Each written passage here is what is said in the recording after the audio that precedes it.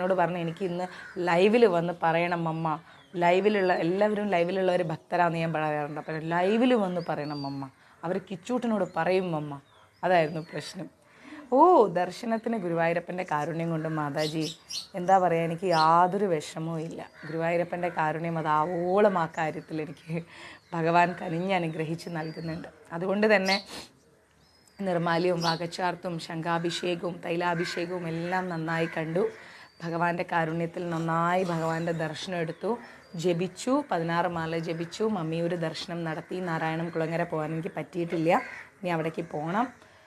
എല്ലാവർക്ക് വേണ്ടിയിട്ടും നന്നായി പ്രാർത്ഥിച്ചു. നമ്മുടെ കിച്ചൂട്ടിനെയും രാധാറാണിയെയും ഞാൻ ഏൽപ്പിച്ചു അവിടെ. കാരണം എവറി 6 months കൂടുമ്പോൾ ആൾക്കൊരു റിഫ്രഷ്മെൻ്റ് ഉണ്ട്. അപ്പം ആ റിഫ്രഷ്മെൻറ്റിന് വേണ്ടിയിട്ട് 2 പേരും പോയിരിക്കുകയാണ്. ഇനിയിപ്പം 2 പേരും തിരിച്ചു വരണമെങ്കിൽ ഏകദേശം നവംബർ ഒരു 3-ാം തീയതി ആവും 2 പേരും തിരിച്ചു വരാൻ വേണ്ടിയിട്ട്. അപ്പോൾ 2 പേരും കൂടെ പോയിരിക്കുകയാണ് നവംബർ 3-ാം തീയതി വരെ. കിച്ചൂട്ടനും രാധാറാണിയും ഇല്ലാത്ത നമ്മുടെ ക്ലാസ് എന്ന് പറയുന്നത് അത്രയ്ക്കൊരു കംപ്ലീറ്റഡ് അല്ല. പക്ഷേ ഭഗവാന്റെ കാരുണ്യവും അനുഗ്രഹവും നമ്മുടെ കൂടെയുണ്ട്. 2 പേരും പോയിട്ട്, കാരണം നമ്മളെപ്പോഴും മാലയിട്ട് അവരെ ഇങ്ങനെ പ്രാർത്ഥിച്ചുകൊണ്ടിരിക്കല്ലേ. അപ്പോൾ അവർക്ക് ആ ഒരു റിഫ്രഷ്മെൻറ്റ് അതിന് വേണ്ടിയിട്ട് എവറി 6 months ഞാൻ അവരെ കൊണ്ടുപോകാറുണ്ട്. അപ്പോൾ 2 പേരെയും കൊണ്ടുപോയി അവിടെ ഏൽപ്പിച്ചു. ഇനി 2 പേരും ഒരു 6 മാസം നവംബർ ഒരു 3-ാം തീയതി 2 പേരും തിരിച്ചു വരും. കാരണം നമ്മൾ അവരെ അങ്ങനെ കൊണ്ട് നടക്കല്ലേ. അപ്പം ട്രെയിനിലും അവിടെയും ഇവിടെയൊക്കെ ഒന്ന് യാത്രയൊക്കെ ചെയ്ത് പല എന്താ പറയുക എപ്പോഴും നമ്മൾ ടച്ച് ചെയ്ത്, അപ്പോൾ അവരുടെ ആ ഒരു പവിത്രത അതൊന്ന് തിരിച്ചു കിട്ടാൻ വേണ്ടിയിട്ട് 2 പേരെയും കൂടെ കൊണ്ടുപോയിരിക്കണം. അപ്പോൾ അവരെല്ലാ അർത്ഥത്തിലും അവർ വേഷവിധാനങ്ങളിലും അവരുടെ എന്താ പറയുക എല്ലാ രീതിയിലും ബ്ലെസ്സിങ്ങിലും എല്ലാത്തിലും ഒരു റിഫ്രഷ്മെൻറ്റ്. നമ്മൾ എന്ത് പ്രാർത്ഥിച്ചാലും കൃത്യമായി അത് ശരിയാവണമല്ലോ. അപ്പോൾ ആ രീതിയിൽ 2 പേരും ഒന്ന് എന്താ പറയുക റിഫ്രഷ്മെൻ്റ് ആയിട്ടൊന്ന് തിരിച്ചു വരണം. അതിന് വേണ്ടിയിട്ടാണ് കൊടുത്തിരിക്കുന്നത്. ഓക്കെ, അപ്പോൾ അങ്ങനെ ഹരേ കൃഷ്ണ. എന്തായാലും ഗുരുവായൂർ മഞ്ജരീസിലുള്ള എല്ലാവർക്കും വേണ്ടിയിട്ടും ഞാൻ നന്നായി പ്രാർത്ഥിച്ചിട്ടുണ്ട്. പിന്നെ നമ്മുടെ എന്താ പറയുക മീനു മാതാജിയുടെ അച്ഛന് ഇന്നൊരു ചെറിയ ഓപ്പറേഷൻ ഉണ്ട്. അപ്പോൾ എല്ലാവരും ഒന്ന് പ്രാർത്ഥിക്കുക. അദ്ദേഹത്തിൻ്റെ പേരിലും ഗുരുവായൂർ മഞ്ജരീസ് ഗുരുവായൂർ അമ്പലത്തിൽ ചെയ്യേണ്ട വഴിപാടുകളും കാര്യങ്ങളൊക്കെ ചെയ്തിട്ടുണ്ട്. കാരണം നമ്മുടെ സത്സംഗം നിലനിൽക്കാൻ ഒരു പ്രധാന കാരണമായിരുന്നു മീനു മാതാജിയുടെ അച്ഛൻ. നല്ലൊരു ഉയർന്ന ഭക്തനാണ്. അതുപോലെ തന്നെയാണ് അദ്ദേഹത്തിൻ്റെ അഡ്വൈസും. അദ്ദേഹം വളരെ മനോഹരമായി നമ്മുടെ ജീവിതത്തിൽ ഓരോ നിമിഷങ്ങളിലും എൻ്റെ അച്ഛനെ പോലെ എനിക്ക് അഡ്വൈസ് ചെയ്ത് മഞ്ജരീസ് നിലനിർത്തിയതിൽ ഒരു ഉയർന്ന പങ്കുള്ളൊരു വ്യക്തിയാണ് അദ്ദേഹം. അപ്പോൾ അദ്ദേഹത്തിൻ്റെ ആ ഒരു ആരോഗ്യ സൗഭാഗ്യത്തിന് വേണ്ടിയിട്ട് നന്നായി പ്രാർത്ഥിക്കുക. എല്ലാവരും അദ്ദേഹത്തിന് വേണ്ടിയിട്ട് ഏറ്റവും കുറഞ്ഞത് ഒരു മാലയെങ്കിലും ജപിക്കുക. നമ്മുടെ കൂട്ടത്തിലുള്ള ആർക്ക് എന്ത് ആരോഗ്യ ദുരിത പ്രശ്നങ്ങളുണ്ടെങ്കിലും ശരി, അതിൽ നിന്നെല്ലാം ഒന്ന് റിക്കവർ ആവാൻ, ഈ ഭൗതികതയിൽ ജീവിച്ചിരിക്കുന്ന കാലം വരെ ആരോഗ്യത്തോടു കൂടി ജീവിക്കാൻ നമ്മളെന്നും ഭഗവാന്റെ തൃപ്പാദങ്ങൾ ആശ്രയിക്കണം. കാരണം എൻ്റെ വല്യച്ഛൻ പറയുന്ന ഒരു വേർഡ് ഉണ്ട്, എന്താ അറിയോ, നായയെ പോലെ ജനിച്ചിട്ട് നരിയെ പോലെ മരിക്കണം, പക്ഷെ നരിയെ പോലെ ജനിച്ച് നായയെ പോലെ മരിക്കരുതെന്ന്. ശരിയല്ലേ? ഒരിക്കലും നമ്മൾ നല്ല ആരോഗ്യവും പ്രതാപത്തോടും കൂടി ജനിച്ചിട്ട് ഒന്നുമില്ലാത്ത അവസ്ഥയിലൂടെ നമ്മൾ മരിച്ചു പോകരുത്. നമ്മൾ ജീവിച്ചിരിക്കുന്നതിനേക്കാൾ ഇമ്പോർട്ടൻ്റ് ആണ് നമ്മുടെ മരണസമയം എന്ന് പറയുന്നത്. ആ സമയം പെർഫെക്റ്റ് ആയിരിക്കണം. ഒരാൾക്കും ഒരു ഉപദ്രവവും കൊടുക്കാതെ, ഒരാളെയും പ്രശ്നങ്ങൾ ഉണ്ടാക്കാതെ, ഒരാളെയും ആശ്രയിക്കാതെ, ആർക്കും നമ്മുടെ മലമൂത്ര വിസർജനങ്ങളൊന്നും വാരാനും കോരാനുള്ള അവസരം കൊടുക്കാതെ നമ്മൾ ഭഗവാന്റെ അടുത്തേക്ക് തിരിച്ചു പോകണം. അതിന് നമ്മുടെ ജീവിതകാലങ്ങൾ അത്രയും നമ്മൾ പെർഫെക്റ്റായി ജീവിക്കണം. അതുകൊണ്ട് തന്നെ അദ്ദേഹം ഒരുപാട് കഷ്ടപ്പാടിൽ നിന്ന് വളർന്ന വ്യക്തിയാണ്. ഇന്ന് ശരിക്കും ഒരു നരി പോലെ തന്നെയാണ് അദ്ദേഹം ജീവിക്കുന്നത്. ഞാൻ ഒരുപാട് റെസ്പെക്റ്റ് ചെയ്യുന്ന ഫാമിലിയാണ്. അതുകൊണ്ട് അദ്ദേഹത്തിന് ആ ഒരു കടമ്പ കടക്കാനുള്ള എല്ലാ ശാരീരിക മാനസികമായിരിക്കുന്ന ആ കുടുംബത്തിനും അതിൻ്റെ ആ ഒരു കടമ്പ കടക്കാനുള്ള ആ ഒരു ശാരീരിക മാനസികമായിരിക്കുന്ന എന്താ പറയുക ബലത്തിന് വേണ്ടിയിട്ട് എല്ലാവരും പ്രാർത്ഥിക്കുക. കാരണം അദ്ദേഹം ആ കുടുംബത്തിൻ്റെ മാത്രമല്ല, ഒരുപാട് കുടുംബത്തിൻ്റെ നട്ടെല്ലാണ്. അദ്ദേഹത്തിൻ്റെ സഹോദരി സഹോദരന്മാരെ എല്ലാവരെയും ഒരുപോലെ ഇന്നും ഉള്ളം കയ്യിൽ വെച്ച് സംരക്ഷിക്കുന്ന ഒരാളാണ്. അതുകൊണ്ട് അദ്ദേഹത്തിന് വളരെ മൈന്യൂട്ടായിട്ടുള്ളൊരു ഓപ്പറേഷനാണ്. പക്ഷേ എന്നാൽ കൂടിയും സാഹചര്യങ്ങളിൽ നമ്മളുടെ പ്രാർത്ഥന അത് ഏറ്റവും ഇമ്പോർട്ടൻ്റ് ആണ്. കാരണം ഏറ്റവും വലിയ എന്താ പറയുക തീരുമാനമെടുക്കുന്ന അധികാരി എന്ന് പറയുന്നത് സാക്ഷാൽ ഗുരുവായൂരപ്പനാണ്. അപ്പോൾ ആ ഗുരുവായൂരപ്പൻ അദ്ദേഹത്തിൻ്റെ കൂടെ എപ്പോഴും ഉണ്ടാവും. എന്നാൽ കൂടിയും ഭക്തരുടെ പ്രാർത്ഥന അതെന്നും എന്തിനും ഏതിനും ഇമ്പോർട്ടൻ്റ് ആണ്, അല്ലേ? കാരണം ഈ പറയുന്ന ഞാൻ ക്ലാസ് എടുക്കുമ്പോൾ എല്ലാവരും പറയും മാതാജിയുടെ കൂടെ ഭഗവാനുണ്ട്, അങ്ങനെയുണ്ട് ഇങ്ങനെയുണ്ട്, ഒക്കെ ശരി തന്നെ. പക്ഷേ അതിനേക്കാൾ ഉപരി നമ്മൾ മനസ്സിലാക്കേണ്ടത് ഭക്തരായിരിക്കുന്ന നിങ്ങളുടെ ഓരോരുത്തരുടെ കൂടെയാണ് ഭഗവാൻ ഉണ്ടാവുന്നത്. മനസ്സിലായില്ലേ? അപ്പം ആ അദ്ദേഹത്തിന് വേണ്ടിയിട്ട് നമ്മളെല്ലാവരും പ്രാർത്ഥിക്കുക. ഏറ്റവും കുറഞ്ഞത് ഒരു മാലയെങ്കിലും ഇന്ന് ജപിക്കുക. ഓക്കെ, ഹരേ കൃഷ്ണ. നമുക്കപ്പം ക്ലാസ് സ്റ്റാർട്ട് ചെയ്യാം.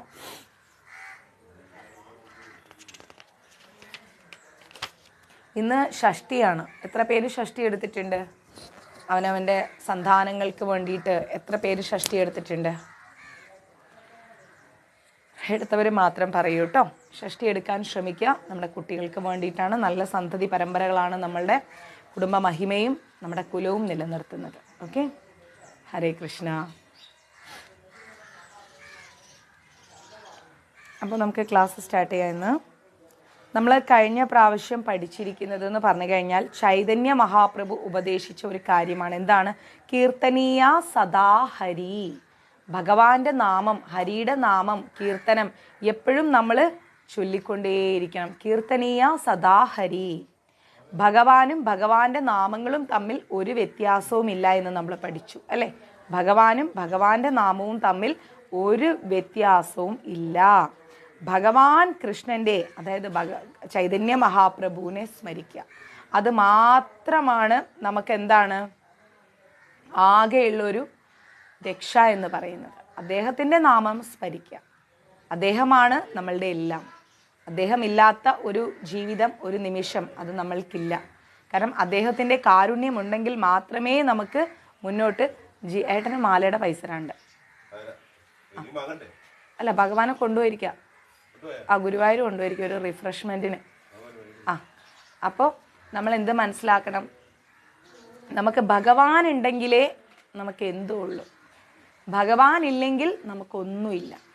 അപ്പം ആ ഭഗവാന് വേണ്ടിയുള്ള ഒരു കാത്തിരിപ്പാണ് നമ്മുടെ ഈ ഒരു മനുഷ്യ ജീവിതം എന്ന് പറയുന്നത്. മനസ്സിലായില്ലേ? അനേകായിരം ജന്മങ്ങൾ എടുത്തതിന് ശേഷം നമ്മൾ ഒരു മനുഷ്യജന്മം കിട്ടിയിട്ട് അദ്ദേഹത്തെ നമ്മളുടെ ജീവിതത്തിൽ ലഭിക്കാനും നമ്മൾക്ക് ആത്മീയമായി ഉയരാനും വേണ്ടിയുള്ള ഒരു കാത്തിരിപ്പാണ് നമ്മുടെ ഈ ഒരു ജന്മം എന്ന് പറയുന്നത്. അപ്പം ആ കാത്തിരിപ്പിൽ നമ്മൾ ശീലിക്കേണ്ടത് കീർത്തനീയ സദാഹരി. കീർത്തനത്തിലൂടെ സദാഹരിയെ നമ്മൾ സ്മരിക്കുക. ക്ലിയർ?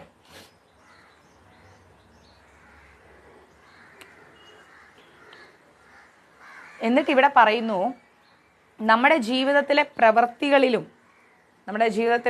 പ്രവൃത്തികളിലും എല്ലായ്പ്പോഴും നമ്മൾ അദ്ദേഹത്തെ സ്മരിക്കണം.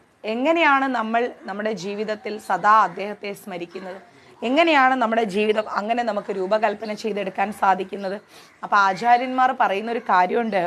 ഒരു വിവാഹിതയ്ക്ക്, അതായത് ഒരു കല്യാണം കഴിച്ചൊരു വ്യക്തിക്ക് മറ്റൊരാളോട് അടുപ്പമുണ്ടെങ്കിൽ, വേറൊരാളോട് ഇഷ്ടം തോന്നുകയാണ്, കല്യാണം കഴിച്ച് സന്തതിയായിട്ടൊക്കെ ജീവിക്കുന്ന ഒരു വ്യക്തിക്ക് വേറെ ഒരാളോട് ഒരടുപ്പം, ഒരിഷ്ടമുണ്ടെങ്കിൽ, ഇന്ന് 75% സ്ത്രീകൾക്കുള്ളിലും അങ്ങനെ ഒരു ഇഷ്ടമുണ്ട്.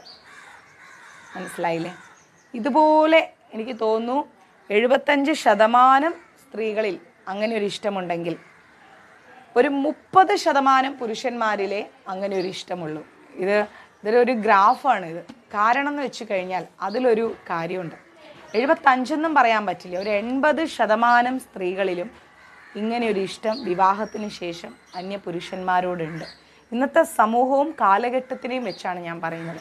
നമ്മുടെ അമ്മമാരെ, അവരുടെ അമ്മമാരെ, അവരെ എല്ലാ കാറ്റഗറിയിലൂടെ കൊണ്ടുവരുന്നത്.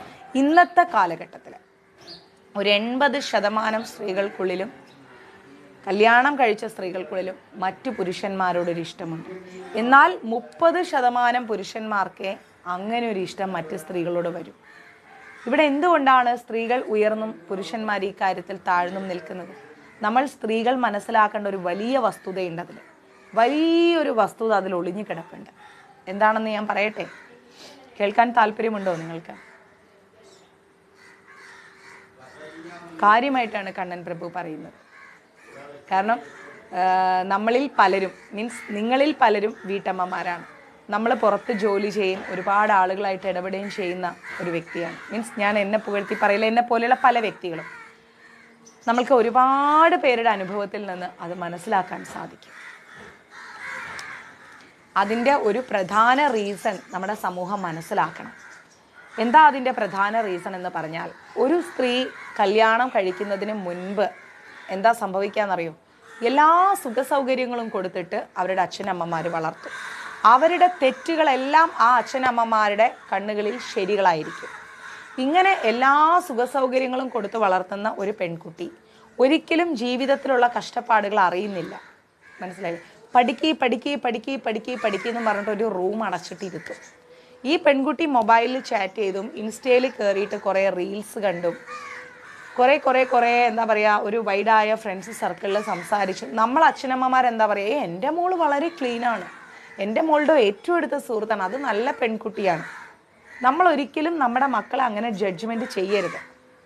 മനസ്സിലായില്ലേ? ഒരിക്കലും അങ്ങനെ നമ്മുടെ കുട്ടികളെ നമ്മൾ ജഡ്ജ്മെൻറ്റ് ചെയ്യരുത്. കാരണം എന്താണെന്ന് ഓർത്തു കഴിഞ്ഞാൽ, ടോപ്പിക്കിൽ നിന്ന് പോകുന്നതല്ല, നമ്മുടെ കുട്ടികൾ ഇന്ന് പോകുന്ന കാലഘട്ടം കലിയുഗമാണെന്ന് നമ്മൾക്ക് ബോധ്യം വേണം. ഈ കലിയുഗത്തിൽ ഒരിക്കലും സംഭവിക്കാൻ പാടില്ലാത്ത എല്ലാം സംഭവിക്കുമെന്നും നമ്മൾക്ക് ബോധ്യം വേണം. അതുകൊണ്ട് തന്നെ കുട്ടികൾ വന്ന് പറയുന്ന കാര്യങ്ങൾ പാടെ അങ്ങ് നമ്മൾ കണ്ണടച്ച് വിശ്വസിക്കരുത്. നമ്മൾ അതിലൂടെ ഒന്ന് യാത്ര ചെയ്യണം, ഒന്ന് സഞ്ചരിക്കണം. മനസ്സിലാവുന്നത്? ഒന്ന് സഞ്ചരിക്കണം, ആലോചിച്ച് നോക്കണം. അത് മാത്രമല്ല, നമ്മൾ നമ്മുടെ ജീവിതത്തിൽ കുട്ടികളെ അമിതമായി വിശ്വസിക്കരുത്. അവർ പറയുന്ന കാര്യങ്ങൾ കണ്ണടച്ച് വിശ്വസിക്കരുത്. ഓക്കെ, നമ്മുടെ കുട്ടികൾ നല്ലവർ തന്നെ, തെറ്റാണെന്ന് ഞാൻ പറയുന്നില്ല. നമ്മുടെ കുട്ടികളുടെ ശരികളും അവരുടെ തെറ്റുകൾ പോലും നമ്മൾ ന്യായീകരിച്ച് ശരികളാക്കി മാറ്റും. പക്ഷേ തെറ്റാണെന്ന് നമ്മൾ അവരെ പറഞ്ഞ് പഠിപ്പിക്കുകയും നമ്മുടെ കൺട്രോൾ വേണം. അങ്ങനെ ഇരിക്കുന്ന പെൺകുട്ടികൾ ജീവിച്ച് വളർന്നു വരുമ്പോൾ ഈ അമ്മമാർ തന്നെയാണ് ഇവർക്ക് ബ്യൂട്ടി പാർലറുകളും പല വഴികളും പല മോഡേൺ വസ്ത്രങ്ങളും വാങ്ങിച്ചു കൊടുക്കുന്നത്. മനസ്സിലാവുണ്ടോ? എത്ര തന്നെ മോഡേൺ വസ്ത്രങ്ങൾ ധരിച്ചാലും നമ്മൾ ആലോചിക്കണം, നമ്മളുടെ പെൺകുട്ടികൾ മറ്റൊരു കുടുംബത്തിൽ പോയി ജീവിക്കാനുള്ളതാണ്. സ്വന്തം വീടും മറ്റൊരു കുടുംബത്തിൻ്റെ പശ്ചാത്തലവും തമ്മിൽ വ്യത്യാസമുണ്ട്. നമ്മൾക്ക് ജീവിച്ചിരിക്കുമ്പോൾ നമ്മുടെ മക്കൾക്ക് എല്ലാം കൊടുക്കാൻ സാധിക്കും. പക്ഷെ നാളെ അവൾ മറ്റൊരുത്തൻ്റെ കൂടെ പോയി ജീവിക്കുമ്പോൾ അവിടെ നമ്മൾക്ക് പരിമിതികൾ വരികയാണ്. മനസ്സിലായില്ലേ? പരിമിതികൾ വരികയാണ്. നമ്മളുടെ മക്കളെ നമ്മളുടെ ഇഷ്ടത്തിനല്ല വളർത്തേണ്ടത്. മറ്റൊരു കുടുംബത്തിലെ കല്യാണം കഴിച്ചു കൊണ്ട് ചെല്ലുന്ന പുരുഷൻ്റെ ഇഷ്ടം അത് മനസ്സിലാക്കിക്കൊണ്ട് വേണം നമ്മൾ വളർത്താൻ. ഇപ്പോൾ എനിക്കൊരു മകളുണ്ടെങ്കിൽ ഞാൻ എൻ്റെ മകൾക്ക് എല്ലാ മോഡേൺ വസ്ത്രങ്ങളും വാങ്ങിച്ചു കൊടുത്തെന്ന് കരുതാം. ആ ശീലത്തോടു കൂടി തന്നെ നാളെ അവൾ മറ്റൊരു വീട്ടിൽ ചെന്ന് കയറുമ്പോൾ അവരുടെ വീട്ടിൻ്റെ സാഹചര്യം, അവരെത്ര ഉയർന്ന സാമ്പത്തിക ശേഷിയുള്ള ഹൈഫൈ സിറ്റിയിൽ ജീവിക്കുന്ന ഒരു വ്യക്തികളാണെങ്കിൽ പോലും അവരിലും നല്ല രീതിയിൽ സനാതന ധർമ്മം ഉണ്ടാവും. അപ്പോൾ അവർക്ക് അങ്ങനെ ഒരു ഇഷ്ടമല്ല എങ്കിൽ നമ്മൾ പുറമേ കാണുന്ന കാഴ്ചപ്പാടുകളല്ല ഒരു വീട്ടിലെയും അങ്ങനെ വിട്ട് കഴിഞ്ഞാൽ ചിലപ്പോൾ അവിടുത്തെ വീട്ടിലെ അമ്മയും അച്ഛനും എല്ലാം ഓക്കെ ആയിരിക്കും. കല്യാണം കഴിച്ച് കൊണ്ടു ചെല്ലുന്ന പുരുഷന് സ്വന്തം ഭാര്യയുടെ മുകളിൽ ഒരുപാട് പൊസസീവ്നെസ് ഉണ്ടാവും. ആ പൊസസീവ്നെസ്സാണ് സ്നേഹം എന്ന് പറയുന്നത്. ആ സ്നേഹമാണ് ദാമ്പത്യത്തിൻ്റെ അടിത്തറ എന്ന് പറയുന്നത്. അപ്പോൾ അവൻ വിലക്കും. ആ പുരുഷൻ ഒരുപക്ഷെ മറ്റ് പെൺകുട്ടികൾ നല്ല മോഡേൺ വസ്ത്രങ്ങൾ ഇട്ട് കാണാൻ ഇഷ്ടമുള്ള വ്യക്തിയായിരിക്കും. പക്ഷെ സ്വന്തം ഭാര്യയുടെ ശരീര പ്രദർശനം നടത്തുന്നത് ഒരു പുരുഷനും ഇഷ്ടപ്പെടില്ല. മനസ്സിലായി? അവിടെ അവൻ വിലക്ക് കൽപ്പിക്കും. എന്താ പറയുക, ഈ ഡ്രസ്സ് ശരിയല്ല, ഇത് ഇടണ്ട, ഇത് കൊള്ളില്ല, നിനക്ക് ചേരില്ല, എന്തിനാ അങ്ങനെ ഇടുന്നത്? ഉടനെ ഇവളുടെ ആൻസർ എന്തായിരിക്കും? എൻ്റെ വീട്ടിൽ എൻ്റെ അച്ഛനും അമ്മയ്ക്ക് ഇല്ലാത്ത അധികാരം നിങ്ങൾക്ക് എന്താ? എൻ്റെ അച്ഛനും അമ്മേനെ ഇങ്ങനെ അടിപ്പിച്ച് എനിക്കിതൊന്നും ഇടാൻ അറിയില്ല, എനിക്ക് നിങ്ങൾ പറയുന്ന വസ്ത്രം കോലം കെട്ടാൻ പറ്റും. അവിടെ തുടങ്ങുന്ന കുടുംബ പ്രശ്നങ്ങൾ. ആ കുടുംബ പ്രശ്നങ്ങളിൽ ആ സ്ത്രീ കണ്ടെത്തുന്നത് എന്താണെന്നറിയോ? സ്വാതന്ത്ര്യമില്ലായ്മ.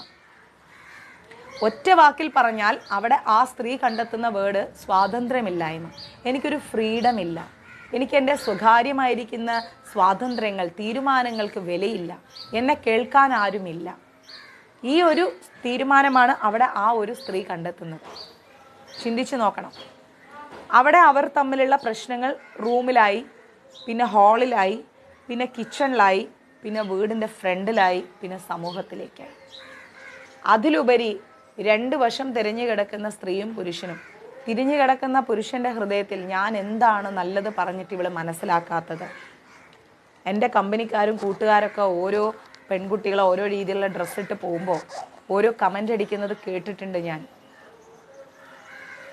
ഞാൻ തിരിച്ച് എൻ്റെ വീട്ടിൽ വരുമ്പോൾ എൻ്റെ ഭാര്യ അങ്ങനത്തെ കോലം കെട്ടിയാൽ അതെനിക്ക് നാണക്കേടല്ലേ എന്നൊരു ചിന്തയാണ് അവൻ്റെ ഉള്ളിൽ പോകുന്നത്. പക്ഷെ അവൾക്കുള്ളിലോ ഇതൊരു മുരടനാണ്, എന്തിനു കൊള്ളാം, ഇയാൾ 2023 ജീവിക്കുന്നത്, ഇത്ര വലിയ ഉയർന്ന ഉദ്യോഗത്തിലൊക്കെ ഇരുന്നിട്ട് കഷ്ടമുണ്ട്, എനിക്ക് ജീവിക്കാൻ സ്വൈര്യമില്ല, എനിക്ക് ഫ്രീഡം ഇല്ല എന്ന് പറഞ്ഞുകൊണ്ട് അവളും തിരിഞ്ഞു കിടക്കും. പക്ഷേ അവൾക്കുള്ളിലുള്ള ആ ചിന്താഗതികൾ അവളെ കൊണ്ടെത്തിക്കുന്നത് പുതിയ പുതിയ സോഷ്യൽ മീഡിയ ബന്ധങ്ങളിലേക്കാണ്. ആ ബന്ധങ്ങളെയാണ് നമ്മളിവിടെ പറഞ്ഞത്. മനസ്സിലായില്ലേ? പക്ഷേ അവനോ അങ്ങനത്തെ ബന്ധങ്ങളിലേക്കല്ല പോവുക. വളരെ മൈൻഡ് ഡെസ്പായ അവസ്ഥയിലേക്കാണ് പോവുക. മനസ്സിലാവുന്നുണ്ടോ? അങ്ങനെ സ്ത്രീകൾ ചെന്നുപെടുന്ന ബന്ധങ്ങളാണ് മുക്കാൽ ഭാഗവും അബദ്ധത്തിലേക്ക് പോകുന്നത്. പല പ്രശ്നങ്ങൾ സമൂഹത്തിൽ നമ്മൾ കേൾക്കേണ്ടി വരുന്ന അവസ്ഥയിലേക്ക് എത്തിക്കുന്നത്. പിന്നീട് അവർ ജന്മം നൽകിയ മക്കളെ പോലും നോക്കാതെ അവർ അന്യപുരുഷൻ്റെ കൂടെ ഇറങ്ങിപ്പോകും. ആ അന്യപുരുഷൻ ബംഗാളിയാണോ അല്ലെങ്കിൽ തൊഴിലാളിയാണോ ഇതൊന്നും നോക്കില്ല. ഒരു പോക്കാണ്. അവിടെ അനാഥമായി പോകുന്നത് ജീവിതത്തിലേക്ക് കാലെടുത്ത് പിച്ച വെച്ച് വരുന്ന സ്വന്തം മക്കളാണ്. അവിടെ നഷ്ടബോധം സംഭവിക്കുന്നത് ഈ പെൺകുട്ടിക്ക് ജന്മം നൽകിയ അച്ഛനും അമ്മയ്ക്കല്ല, അവളെ ജീവിതത്തിലേക്ക് കൈപിടിച്ച് കൊണ്ടുവന്ന പുരുഷനാണ്. അതിലുപരി ആ പുരുഷൻ്റെ വേദനയും ഈ പിഞ്ചു മക്കളുടെ കണ്ണുനീരും കണ്ട് ജീവിക്കുന്ന ഒന്നും പറയാൻ സാധിക്കാത്ത ഒരച്ഛനും അമ്മയ്ക്കാണ്. അതിലുപരി അവർ സമൂഹത്തിൽ വലിച്ചു ചീന്തപ്പെടുകയാണ്. സമൂഹത്തിൻ്റെ ഒരു വിഭാഗം ആളുകൾ പറയൽ എന്താണെന്നറിയും, അവൻ്റെ കഴിവില്ലായ്മയാണ് അവൾ ഇറങ്ങിപ്പോയതെന്ന്. അവസാനം അവളുടെ ജഡം വല്ല കടലിനടിയിലോ പുഴയ്ക്കടിയിലോ പോയാൽ നിസ്സഹായരായിരിക്കും നമ്മുടെ നിയമം. മനസ്സിലായില്ലേ? നിസ്സഹായരായിരിക്കും നമ്മുടെ നിയമം. ഒരു പരിധിയിൽ കൂടുതൽ അവർക്ക് എന്ത് ചെയ്യാൻ സാധിക്കും? ഇതിൻ്റെ എല്ലാം അടിസ്ഥാനം എവിടെ നിന്നാണ്? സ്വന്തം വീടുകളിൽ നിന്നാണ്. സ്വന്തം വീടുകളിൽ നിന്നാണ് ഇതിൻ്റെ എല്ലാം തുടക്കം സംഭവിക്കുന്നത്. ആലോചിച്ച് നോക്കണം. ഞാൻ ഇന്നലെ ഗുരുവായൂർക്ക് പോകുന്ന സമയത്ത് എന്താ പറയുക, റോഡ് സൈഡിലൊരു പെൺകുട്ടി നിൽക്കുന്നു. ലോ കോളേജിൽ പഠിക്കുന്ന ഒരു പെൺകുട്ടിയാണ്. ആ പെൺകുട്ടി ഇട്ടിരിക്കുന്നത് ഇത്രയും പോകുന്ന ഒരു ടീഷർട്ട്, അതായത് ഏകദേശം നമ്മുടെ ബ്രസ്റ്റിൻ്റെ, ടു ബി ഫ്രാങ്ക്ലി ബ്രാ ധരിക്കുന്നതിൻ്റെ തൊട്ട് താഴെ വരെയുള്ള സ്പേസ് വരെയൊക്കെയുള്ള ഒരു ടീഷർട്ട്. ഒരു സ്ത്രീയുടെ പൊക്കിളിൻ്റെ അവിടെ മുതൽ തുടങ്ങിക്കൊണ്ട് ഒരു പാൻറ്റ് ആ പെൺകുട്ടി ഇട്ടിരിക്കുകയാണ്. പബ്ലിക്കായിട്ട് റോട്ടിൽ നിൽക്കുകയാണ്. വളരെ മെലിഞ്ഞൊരു പെൺകുട്ടി. ചിന്തിച്ച് നോക്കണം. കുറച്ച് ആമ്പിള്ളേർ അപ്പുറത്ത് നിന്നിട്ട് ഈ പെൺകുട്ടിയെ നോക്കിക്കൊണ്ട് ഇവർ ഫ്രണ്ട്സായിട്ട് നിൽക്കുകയാണ്, കമൻ്റ് അടിച്ചുകൊണ്ടിരിക്കുകയാണ്. സ്വന്തം ശരീരം ഇതുപോലെ പ്രദർശിപ്പിച്ചിട്ട് എന്ത് നേട്ടമാണ് നമുക്ക് നേടാനുള്ളത്? എന്താണ് നമുക്ക് ലഭിക്കാനുള്ളത്? ഇതാണോ ഫാഷൻ എന്ന് പറയുന്ന നമ്മുടെ സംസ്കാരം? ഇതാണോ ഫാഷൻ എന്ന് പറയുന്ന നമ്മുടെ സംസ്കാരം? ഈ തുണി വാങ്ങിച്ചു കൊടുക്കുന്ന അച്ഛനും അമ്മയും ആലോചിക്കുന്നുണ്ടോ, തുണി എന്ന് പറയുന്നത് എൻ്റെ മകൾക്ക് നാണം മറയ്ക്കാൻ വേണ്ടിയാണ് ഞാൻ വാങ്ങിച്ചു കൊടുക്കേണ്ടത്, അല്ലാതെ അവളുടെ അവയവങ്ങൾ പുറത്ത് കാണിക്കാനല്ല ഞാൻ വാങ്ങിച്ചു കൊടുക്കേണ്ടത് എന്ന് ചിന്തിച്ചു നോക്കൂ. അവളുടെ ഭർത്താവ് മാത്രം കാണേണ്ട ശരീരഭാഗങ്ങൾ സമൂഹത്തിൻ്റെ മുമ്പിൽ എന്തിനാ കാണിച്ചു കൊടുക്കുന്നത്? ഇവിടെയല്ലേ നമ്മുടെ ധർമ്മം നശിക്കുന്നത്? അല്ലേ? ചിന്തിച്ചു നോക്കൂ. ഫാഷൻ എന്ന് പറഞ്ഞുകൊണ്ട് നശിപ്പിക്കാനുള്ളതാണോ നമ്മുടെ സനാതന ധർമ്മം? ആണോ? ഒരിക്കലുമല്ല. അതുകൊണ്ട് നമ്മൾ നമ്മുടെ മക്കളെ ഒന്ന് വളർത്തുമ്പോൾ കുറച്ചും കൂടെ ഒന്ന് ആലോചിച്ച് വളർത്തുക. കുറച്ചും കൂടെ ഭംഗിയാണ് ഫാഷൻ ഡ്രസ്സുകളൊക്കെ ഇടിക്കാൻ, നമ്മൾക്ക് വേണ്ട. നമ്മൾ കുറച്ച് ലിമിറ്റിൽ ജീവിക്കുക. ആ ലിമിറ്റേഷൻസ് എന്നും നമ്മുടെ ജീവിതത്തിന് സുരക്ഷ മാത്രമേ നൽകൂ, ഒരിക്കലും അരക്ഷിതാവസ്ഥ നൽകില്ല. ഇപ്പോൾ ഇത് കേൾക്കുമ്പോൾ എനിക്ക് ഒരുപാട് നെഗറ്റീവ് കമൻറ്റ്സ് മേ ബി വന്നേക്കാം. പലരും പറയും, എന്താ നിങ്ങൾ 2023 ജീവിക്കുന്നത്? അതെ, 2023 ഞാനിത് പറയുന്നത്. കാരണം 2023 എന്ന് പറയുന്ന കാലഘട്ടം വളരെ ടെൻഷൻ അടിക്കേണ്ട കാലഘട്ടമാണ്. ഈ കലിയുഗം എന്ന് പറഞ്ഞാൽ നന്നായി ഭയപ്പെടേണ്ട കലിയുഗമാണ്. കാരണം എന്താണെന്നറിയാമോ?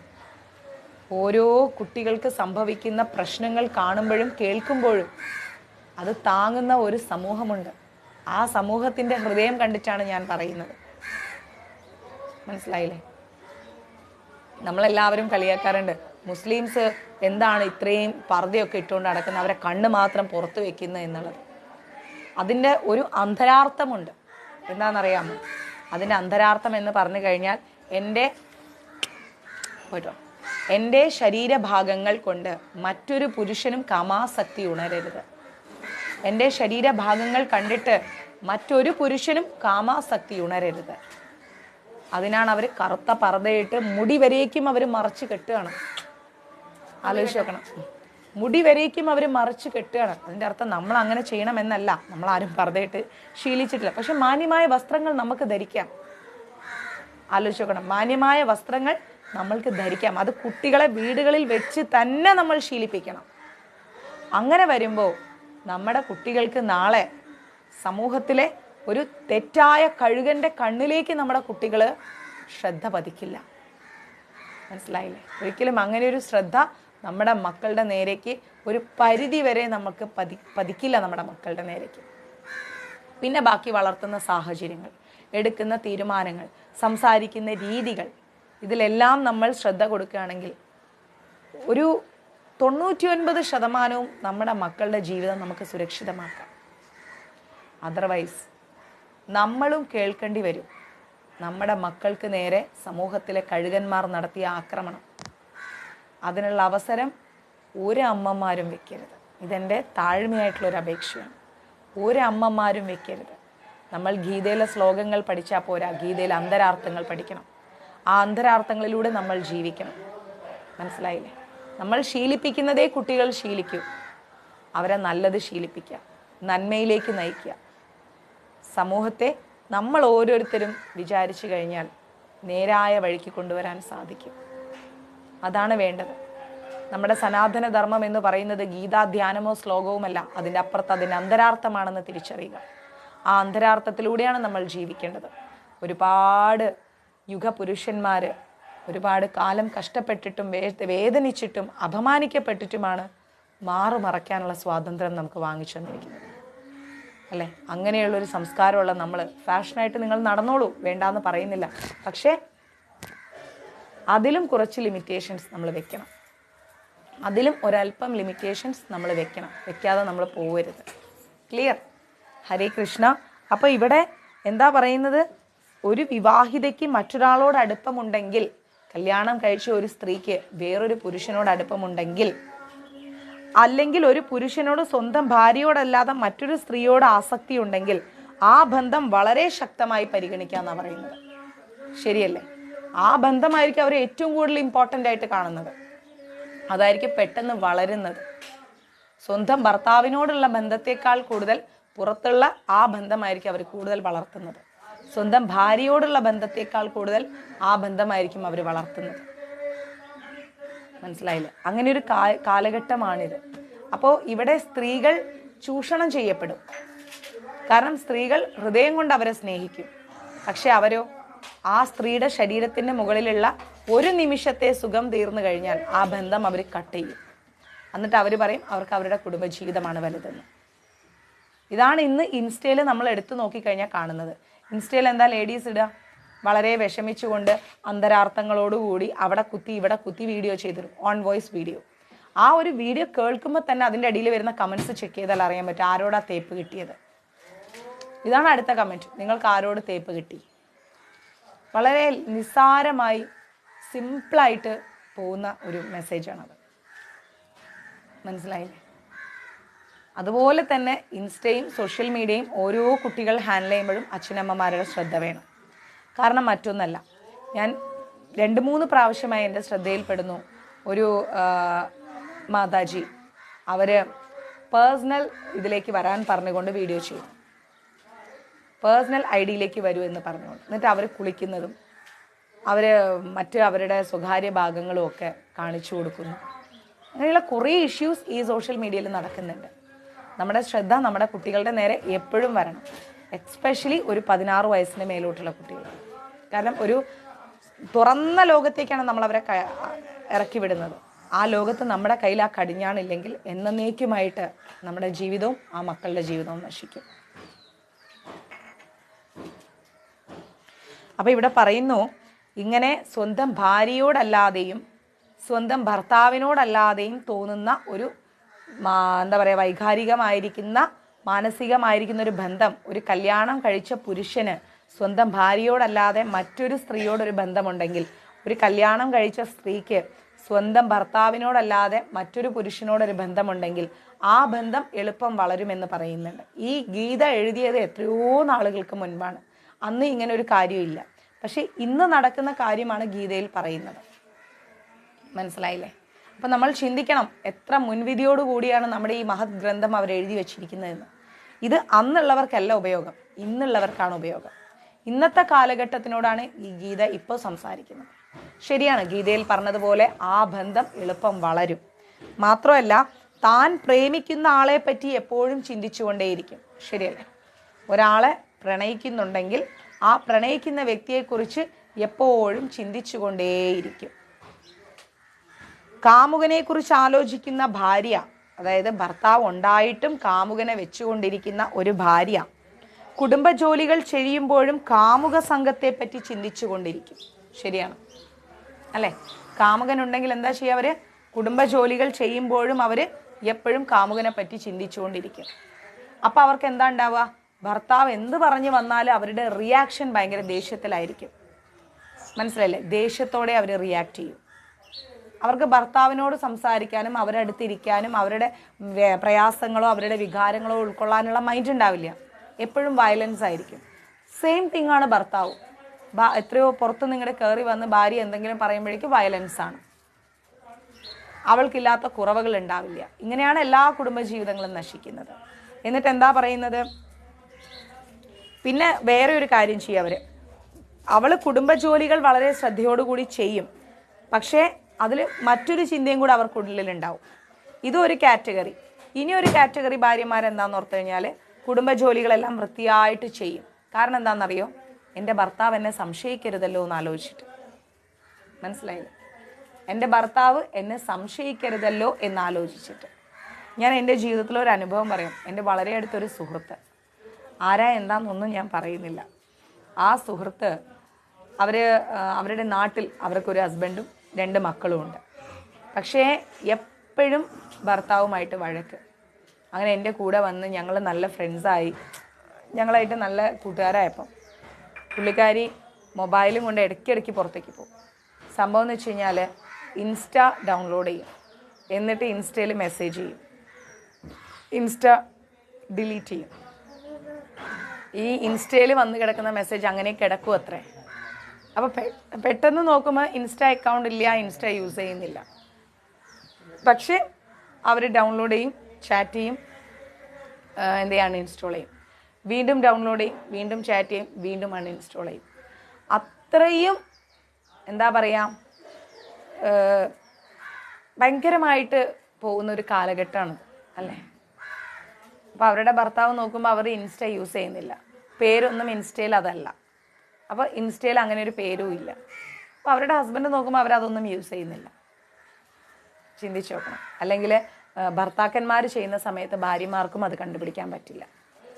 അപ്പോൾ അത്രയും എന്താ പറയുക, മോശം കാലഘട്ടത്തിലൂടെയാണ് നമ്മൾ പോകുന്നത്. പിഞ്ചു കുഞ്ഞിനെ പോലും മൃഗതുല്യമായി ബലാത്സംഗം ചെയ്തിട്ട് തെരുവിലിടുന്ന ഒരു കാലഘട്ടത്തിലൂടെയാണ് നമ്മൾ പോകുന്നത്. അപ്പോൾ ഈ കാലഘട്ടത്തെ നമ്മൾ സൂക്ഷിച്ചിട്ടില്ല എങ്കിൽ അത് വലിയ ബുദ്ധിമുട്ടാണ്. സൂക്ഷിക്കേണ്ടത് ഒരിക്കലും അമിതമായിട്ട് പിടിച്ചു വെച്ചിട്ടുമാവരുത്.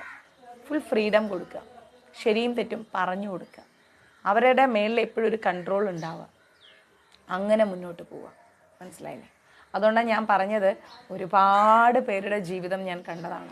ഒത്തിരി പേരുടെ ജീവിതത്തിൽ എന്തെല്ലാം സംഭവിക്കുന്നു നമുക്കറിയാം. അപ്പം അതിൻ്റെയൊക്കെ പരിണിത ഫലം എന്ന് പറയുന്നത് എന്താണെന്ന് അപ്പം അവർ മനസ്സിലാക്കില്ല. പിന്നീട് അതൊരു വലിയ റിയാക്ഷനായി വരുമ്പോഴാണ് അവർ തിരിച്ചറിയുന്നത് ഇതൊന്നും വേണ്ടായിരുന്നു എന്ന്. ഞാൻ അവരെ കുറേ ഉപദേശിച്ചു. ഞാൻ പറഞ്ഞു, നിനക്ക് നിൻ്റെ ഹസ്ബൻഡുമായിട്ട് മുന്നോട്ട് പോകാൻ പറ്റുന്നില്ലെങ്കിൽ നമ്മുടെ നിയമം ഡിവോഴ്സ് എന്ന് പറയുന്നൊരു സംഭവം തന്നിട്ടുണ്ട് അല്ലേ? നിയമപരമായി ഡിവോഴ്സ് വാങ്ങിക്കാൻ നീ നിൻ്റെ ജോലി നോക്കുക, മക്കളെ പോറ്റുക, അല്ലാതെ കൂടെ നിന്നിട്ട് ആളെ വഞ്ചിക്കരുത്. അത് തെറ്റാണ്. കുടുംബമാകുമ്പോൾ പല പ്രശ്നങ്ങളുണ്ടാവും. അദ്ദേഹം ഇപ്പോഴും നിന്നെ ഭാര്യ എന്ന സ്ഥാനത്ത് നിർത്തിയിട്ടുണ്ട്, നീ അദ്ദേഹത്തെ ഭർത്താവ് എന്ന് പറയുന്ന ഒരു സ്ഥാനത്ത് നിർത്തിയിട്ടുണ്ട്. അങ്ങനെ നിന്നുകൊണ്ട് വഞ്ചിച്ച് ജീവിക്കുന്നതിൽ ഒരർത്ഥവും ഇല്ല, ഒരർത്ഥവും അതിലില്ല. അതേസമയം മാന്യമായിട്ട് നമ്മളങ്ങ് വേണ്ടാന്ന് വെച്ചിട്ട് പറഞ്ഞ് അവസാനിപ്പിച്ചിട്ട് സ്വന്തം കാലിൽ മാന്യമായി ജീവിച്ച് കാണിച്ചു കൊടുക്കുക. അതിനൊരു അന്തസ്സുണ്ട്, അതിനൊരു ധർമ്മമുണ്ട്. മനസ്സിലായില്ലേ? അല്ലാതെ ഇവിടുന്ന് നാട്ടിൽ ചെന്ന് കഴിയുമ്പം വീണ്ടും അയാളുടെ തുണി കഴുകാനോ അയാൾക്ക് ഭക്ഷണം ഉണ്ടാക്കി കൊടുക്കാനും ഒപ്പം മൈൻഡിൽ ഇൻസ്റ്റയിൽ മെസ്സേജ് വന്ന് കാണോ എന്ന് നോക്കിക്കൊണ്ട് ഇൻസ്റ്റ ഡൗൺലോഡ് ചെയ്ത് വെക്കാനും ആ മെസ്സേജ് നോക്കാനും റിപ്ലൈ കൊടുക്കാനും അത് അൺഇൻസ്റ്റാൾ ചെയ്യാനും ഈ വക പരിപാടികൾക്ക് പോവരുത്. എന്തിനാ ഇത്രയ്ക്ക് ടെൻഷൻ തലയിലെടുത്ത് വെക്കുന്നത്? നമ്മളെന്താ ചിന്തിക്കുക, ഓഫ് എല്ലാ മെസ്സേജും മഞ്ജരീസിനെ നോക്കിക്കഴിഞ്ഞാൽ അതിനൊക്കെ ഒന്ന് റിപ്ലൈ കൊടുത്താൽ 1 മണിക്കൂർ ഒന്ന് കിടന്നുറങ്ങാം അല്ലേ? അല്ലെങ്കിൽ മാതാജിക്ക് ഒരു മെസ്സേജ് ഇട്ട് മാതാജി അതിന് റിപ്ലൈ തന്നു കഴിഞ്ഞാൽ ആ റിപ്ലൈ നോക്കിയതിന് ശേഷം വീട്ടിലെ ജോലിയും തീർത്തൊന്ന് കിടന്നുറങ്ങാം. ഇങ്ങനെയാണ് നമ്മളെല്ലാവരും ചിന്തിക്കുക. അതെന്തുകൊണ്ടാണ്? നമ്മൾ ഭക്തിയിൽ വന്നതുകൊണ്ട്. അതേസമയം അവരെന്തിനാ ദൈവത്തെ ആശ്രയിക്കുന്നത്? അയാൾ മെസ്സേജ് ചെയ്യണം, അയാളുമായിട്ട് 1 മണിക്കൂർ എവിടെയെങ്കിലും സ്പെൻഡ് ചെയ്യണം. ഇതാണൊരു ഭക്തനും ഭക്തി ഇല്ലാത്തവരും തമ്മിലുള്ള വ്യത്യാസം. അപ്പം ഈ കാലത്തിലൂടെ നമ്മൾ സഞ്ചരിക്കുമ്പോൾ നമ്മൾ ആലോചിക്കുക, നമ്മൾ പോലും ചിന്തിക്കാത്ത അവസ്ഥയിലാണ് നമുക്ക് ചുറ്റും സംഭവിച്ചുകൊണ്ടിരിക്കുന്നത്. മനസ്സിലായില്ലേ? ഒരിക്കലും അങ്ങനെ ചിന്തിക്കുക പോലും ചെയ്യരുത്. ഹരേ കൃഷ്ണ. ഇവിടുന്ന് അങ്ങോട്ട് എണീക്കാറ് 1 മിനിറ്റ് കേട്ടോ, എൻ്റെ ഏട്ടൻ്റെ മോൻ വന്നിട്ടുണ്ട്. മോനെ അച്ചു, നിന്നെല്ലാം കണ്ടിട്ട് പോലില്ല. ഗൗതം കൃഷ്ണ, ഇത് എൻ്റെ ഏട്ടൻ്റെ മോനാണ് കേട്ടോ. അയ്യോ കാണിച്ചു തരാമോ? ഹരേ കൃഷ്ണ. ഏത് ക്ലാസ് പഠിക്കുന്നു? 10th. നന്നായി. ഞാൻ പറഞ്ഞില്ലേ, ഏട്ടൻ അമ്പലത്തിൽ തിടമ്പെടുക്കുന്ന ആളാണ് കേട്ടോ. ഞാൻ ചാടിക്കയറി പൂജാരി എന്ന് പറഞ്ഞ പൂജാരി അല്ല, നമ്മുടെ ദേവീക്ഷേത്രത്തിൽ തിടമ്പെടുക്കുന്ന ആളാണ്. അമ്മ ഭഗവതിയെ കയ്യിൽ ചുമക്കുന്ന ഒരാളാണ്. ആ ഒരു മഹാഭാഗ്യമാണ് അദ്ദേഹത്തിന് ലഭിച്ചിരിക്കുന്നത്. 2 മക്കളുണ്ട്, ഞാൻ പറഞ്ഞില്ലേ. ഇത് അച്ചു, ഇനി ഒരു മോളുണ്ട്, കാണിച്ചു തരാം. നമ്മുടെ ട്രൈപ്പോഡ് ഭയങ്കര പ്രശ്നം ഉണ്ടാക്കുന്നു. എനിക്ക് നിൽക്കുന്നില്ല ട്രൈപ്പോഡ് ശരിക്കും. ഞാൻ ഇന്നെങ്കിലും ഒന്ന് ട്രൈപ്പോഡ് മാറ്റണം.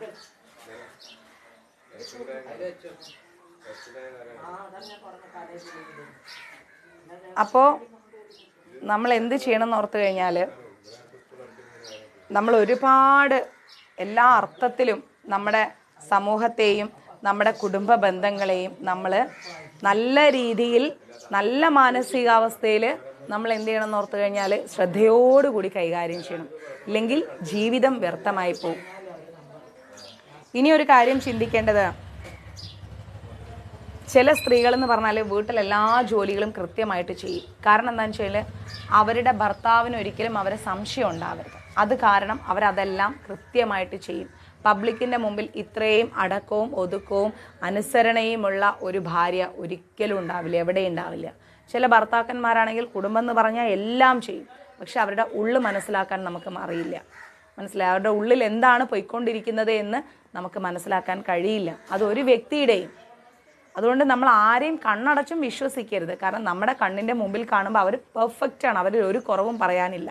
പക്ഷെ അവരുടെ ഉള്ളിലൂടെ എന്താ കടന്നു പോകുന്നത് നമുക്ക് ആർക്കും വായിച്ചെടുക്കാൻ കഴിയില്ല. അതൊക്കെയാണ് നമ്മൾ ഇതിൽ നിന്ന് മനസ്സിലാക്കേണ്ടത്. പിന്നെന്താ പറയുന്നത്? അതേസമയം നമ്മുടെ ഭൗതിക കടമകൾ നികൃഷ്ടമായി ചെയ്യുകയും വേണം. പ്രേമത്തിൻ്റെ ഒരു ഉത്കടഭാവമാണ് ഇവിടെ ആവശ്യം.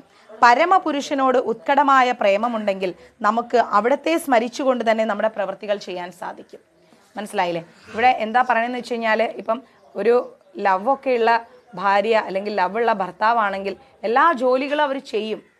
പക്ഷേ എന്താ പറയണമെന്ന് വെച്ച് കഴിഞ്ഞാൽ, അവരുടെ ചിന്തകളിൽ എപ്പോഴും അവരാരെ പ്രണയിക്കുന്നോ ആരെ ലവ് ചെയ്യുന്നോ അവരെക്കുറിച്ചായിരിക്കും അവരുടെ ചിന്തകൾ, അല്ലേ? എപ്പോഴും അവരുടെ ചിന്തകൾ അതായിരിക്കും. അപ്പം ആ ചിന്തയ്ക്ക് പകരം നമ്മൾ ആരോട് ലവ് വെക്കണം? കൃഷ്ണനോട് ലവ് വെക്കണം. മനസ്സിലായില്ലേ? കൃഷ്ണനോട് ലവ് വെക്കുകയാണെങ്കിൽ, ലവ് എന്ന് പറഞ്ഞപ്പോൾ ലച്ചു ചിരിയാണ്, നാണം. അപ്പോൾ ലച്ചുവിന് നാണം വന്നു ലവ് എന്ന് പറഞ്ഞപ്പോൾ. അപ്പോൾ എന്ത് വേണം? നമ്മൾ ആരെങ്കിലും കുറിച്ചൊക്കെ മനസ്സിൽ ഇങ്ങനെ ചിന്തിച്ചുകൊണ്ടാണ് നമ്മൾ ചെയ്യുന്നതെങ്കിൽ നമ്മൾ ആരോട് ലവ് വെക്കണം? കൃഷ്ണനോട് ലവ് വെക്കണം. മനസ്സിലായില്ലേ? അല്ലാതെ നമ്മൾ വേറൊരു വ്യക്തിയോടും ലവ് വെക്കാൻ പോകണ്ട. കാരണം ആരെ ലവ് ചെയ്താലും ശരി, നമ്മൾ വിചാരിക്കുന്നത് പോലെ അല്ല ആ വ്യക്തികൾ. അത് ചിന്തിച്ച് മനസ്സിലാക്കുക. നമ്മൾക്ക് ആരോടും ആരുടെ ഹൃദയത്തിലും എന്താണെന്ന് നമുക്ക് തിരിച്ചറിയാൻ പറ്റില്ല. ആരുടെയും ഒരാളുടെയും മനസ്സിലാക്കാൻ പറ്റില്ല. നമ്മളുടെ വയറ്റിൽ നിന്ന് വന്ന നമ്മുടെ മക്കളുടെ ഹൃദയത്തിൽ കൂടി പോലും എന്താണ് കടന്നു പോകുന്നതെന്ന് നമുക്ക് ചിന്തിക്കാൻ പറ്റില്ല. നമ്മൾ അമിതമായി എല്ലാവരിലും ഒരു വിശ്വാസം കൊണ്ടുപോയി നമ്മൾ വെക്കും. അവസാനം എത്രമാത്രം ഞാൻ എൻ്റെ അച്ഛന് വേണ്ടി ജീവിച്ചു, എത്രമാത്രം എൻ്റെ അമ്മയ്ക്ക് വേണ്ടി ജീവിച്ചു, എൻ്റെ മക്കൾക്ക് വേണ്ടി ജീവിച്ചു, എൻ്റെ ഭർത്താവിന് വേണ്ടി ജീവിച്ചു, എൻ്റെ ഭാര്യയ്ക്ക് വേണ്ടി ജീവിച്ചു, എൻ്റെ സഹോദരങ്ങൾക്ക് വേണ്ടി ജീവിച്ചു. അവസാനം അവരെന്നോട് ചെയ്തത് കണ്ടില്ലേ? ഇപ്പം എന്നെപ്പോലൊരു തെറ്റുകാരി വേറെ ആരും ഇല്ല. ഇങ്ങനെയൊക്കെ നമ്മൾ ദിനം പ്രതി കേൾക്കുകയാണ്. മനസ്സിലായില്ലേ? ദിവസം തോറും കേൾക്കുകയാണ്. അതുകൊണ്ട് നമ്മൾ എന്താ ചെയ്യേണ്ടതെന്ന് ഓർത്ത് കഴിഞ്ഞാൽ, നമ്മളുടെ കംപ്ലീറ്റ് ആയിട്ടിരിക്കുന്ന എല്ലാ തരത്തിലുള്ള ബന്ധങ്ങളെയും കൃഷ്ണനെ ആശ്രയിച്ചായിരിക്കണം. കൃഷ്ണനിൽ പൂർണ്ണമായി പ്രണയം വയ്ക്കൂ. കൃഷ്ണനിൽ പൂർണ്ണമായി നമ്മളെ സമർപ്പിക്കൂ. അവിടെ നമുക്ക് ലഭിക്കുന്നത് ഒരു വലിയ സുരക്ഷിതത്വമാണ്. നമ്മൾക്ക് പുറമേയുള്ള എല്ലാ ഭൗതിക ബന്ധങ്ങളും നമ്മൾ വഞ്ചിക്കപ്പെടാത്ത രീതിയിൽ കൃഷ്ണൻ നമ്മൾക്ക് ക്ലിയർ ചെയ്ത് തരും. മനസ്സിലായില്ലേ? കാരണം കൃഷ്ണനെ സ്മരിക്കുന്ന, കൃഷ്ണനെ മാത്രം ചിന്തിച്ച് ജീവിക്കുന്ന ഒരു വ്യക്തി എവിടെയും വഞ്ചിക്കപ്പെടാൻ കൃഷ്ണൻ അനുവദിക്കില്ല. അതാണ് അതിൻ്റെ സാരം. എവിടെയും വഞ്ചിക്കപ്പെടാൻ കൃഷ്ണൻ അനുവദിക്കില്ല. ഇപ്പോൾ കാരണം എന്താണെന്ന് വെച്ച് കഴിഞ്ഞാൽ, കൃഷ്ണൻ ആലോചിക്കുമ്പോൾ എൻ്റെ ഭക്തനാണ് അവൻ കറക്റ്റായി ജോലിക്ക് പോകുന്നു, അവൻ്റെ കുടുംബത്തെ ആത്മാർത്ഥമായി നോക്കുന്നു, പക്ഷെ അവൻ്റെ ഭാര്യയ്ക്കുള്ളിൽ ഒരു തെറ്റായ കാര്യം പോയിക്കൊണ്ടിരിക്കുന്നു. അപ്പോൾ അവൻ അതൊന്നും അറിയുന്നില്ല. അവൻ വഞ്ചിക്കപ്പെടാൻ പാടില്ല എന്ന് കൃഷ്ണൻ തീരുമാനിക്കും. അങ്ങനെ കൃഷ്ണൻ എന്ത് ചെയ്യും? അവൻ്റെ ഭാര്യയിൽ നിന്ന് അങ്ങനെ ഒരു ചിന്താഗതികളെ കൃഷ്ണൻ എന്തെങ്കിലും ഒരു ഇഷ്യൂസ് ഉണ്ടാക്കി മാറ്റിക്കളയും ഭഗവാൻ. അങ്ങനെ ആ കുടുംബത്തെ ഭഗവാൻ സംരക്ഷിക്കും. മനസ്സിലായി? അപ്പം നമ്മൾ എന്ത് ജോലി ചെയ്യുമ്പോഴും എങ്ങനെയാണോ നമ്മുടെ കുടുംബ ബന്ധങ്ങളിൽ ഒരു അന്യ പുരുഷനോ ഒരു സ്ത്രീയോ നമ്മുടെ ജീവിതത്തിലുണ്ട് എങ്കിൽ നമ്മൾ ഹാൻഡിൽ ചെയ്യുന്നത്, അവരെ എപ്പോഴും ചിന്തിച്ചുകൊണ്ടിരിക്കുന്നത് പോലെ നമ്മൾ എന്ത് ചെയ്യുക? നമ്മൾ നേരെ ആ വ്യക്തിയെ മാറ്റിയിട്ട് ഭഗവാന് ചിന്തിക്കുക.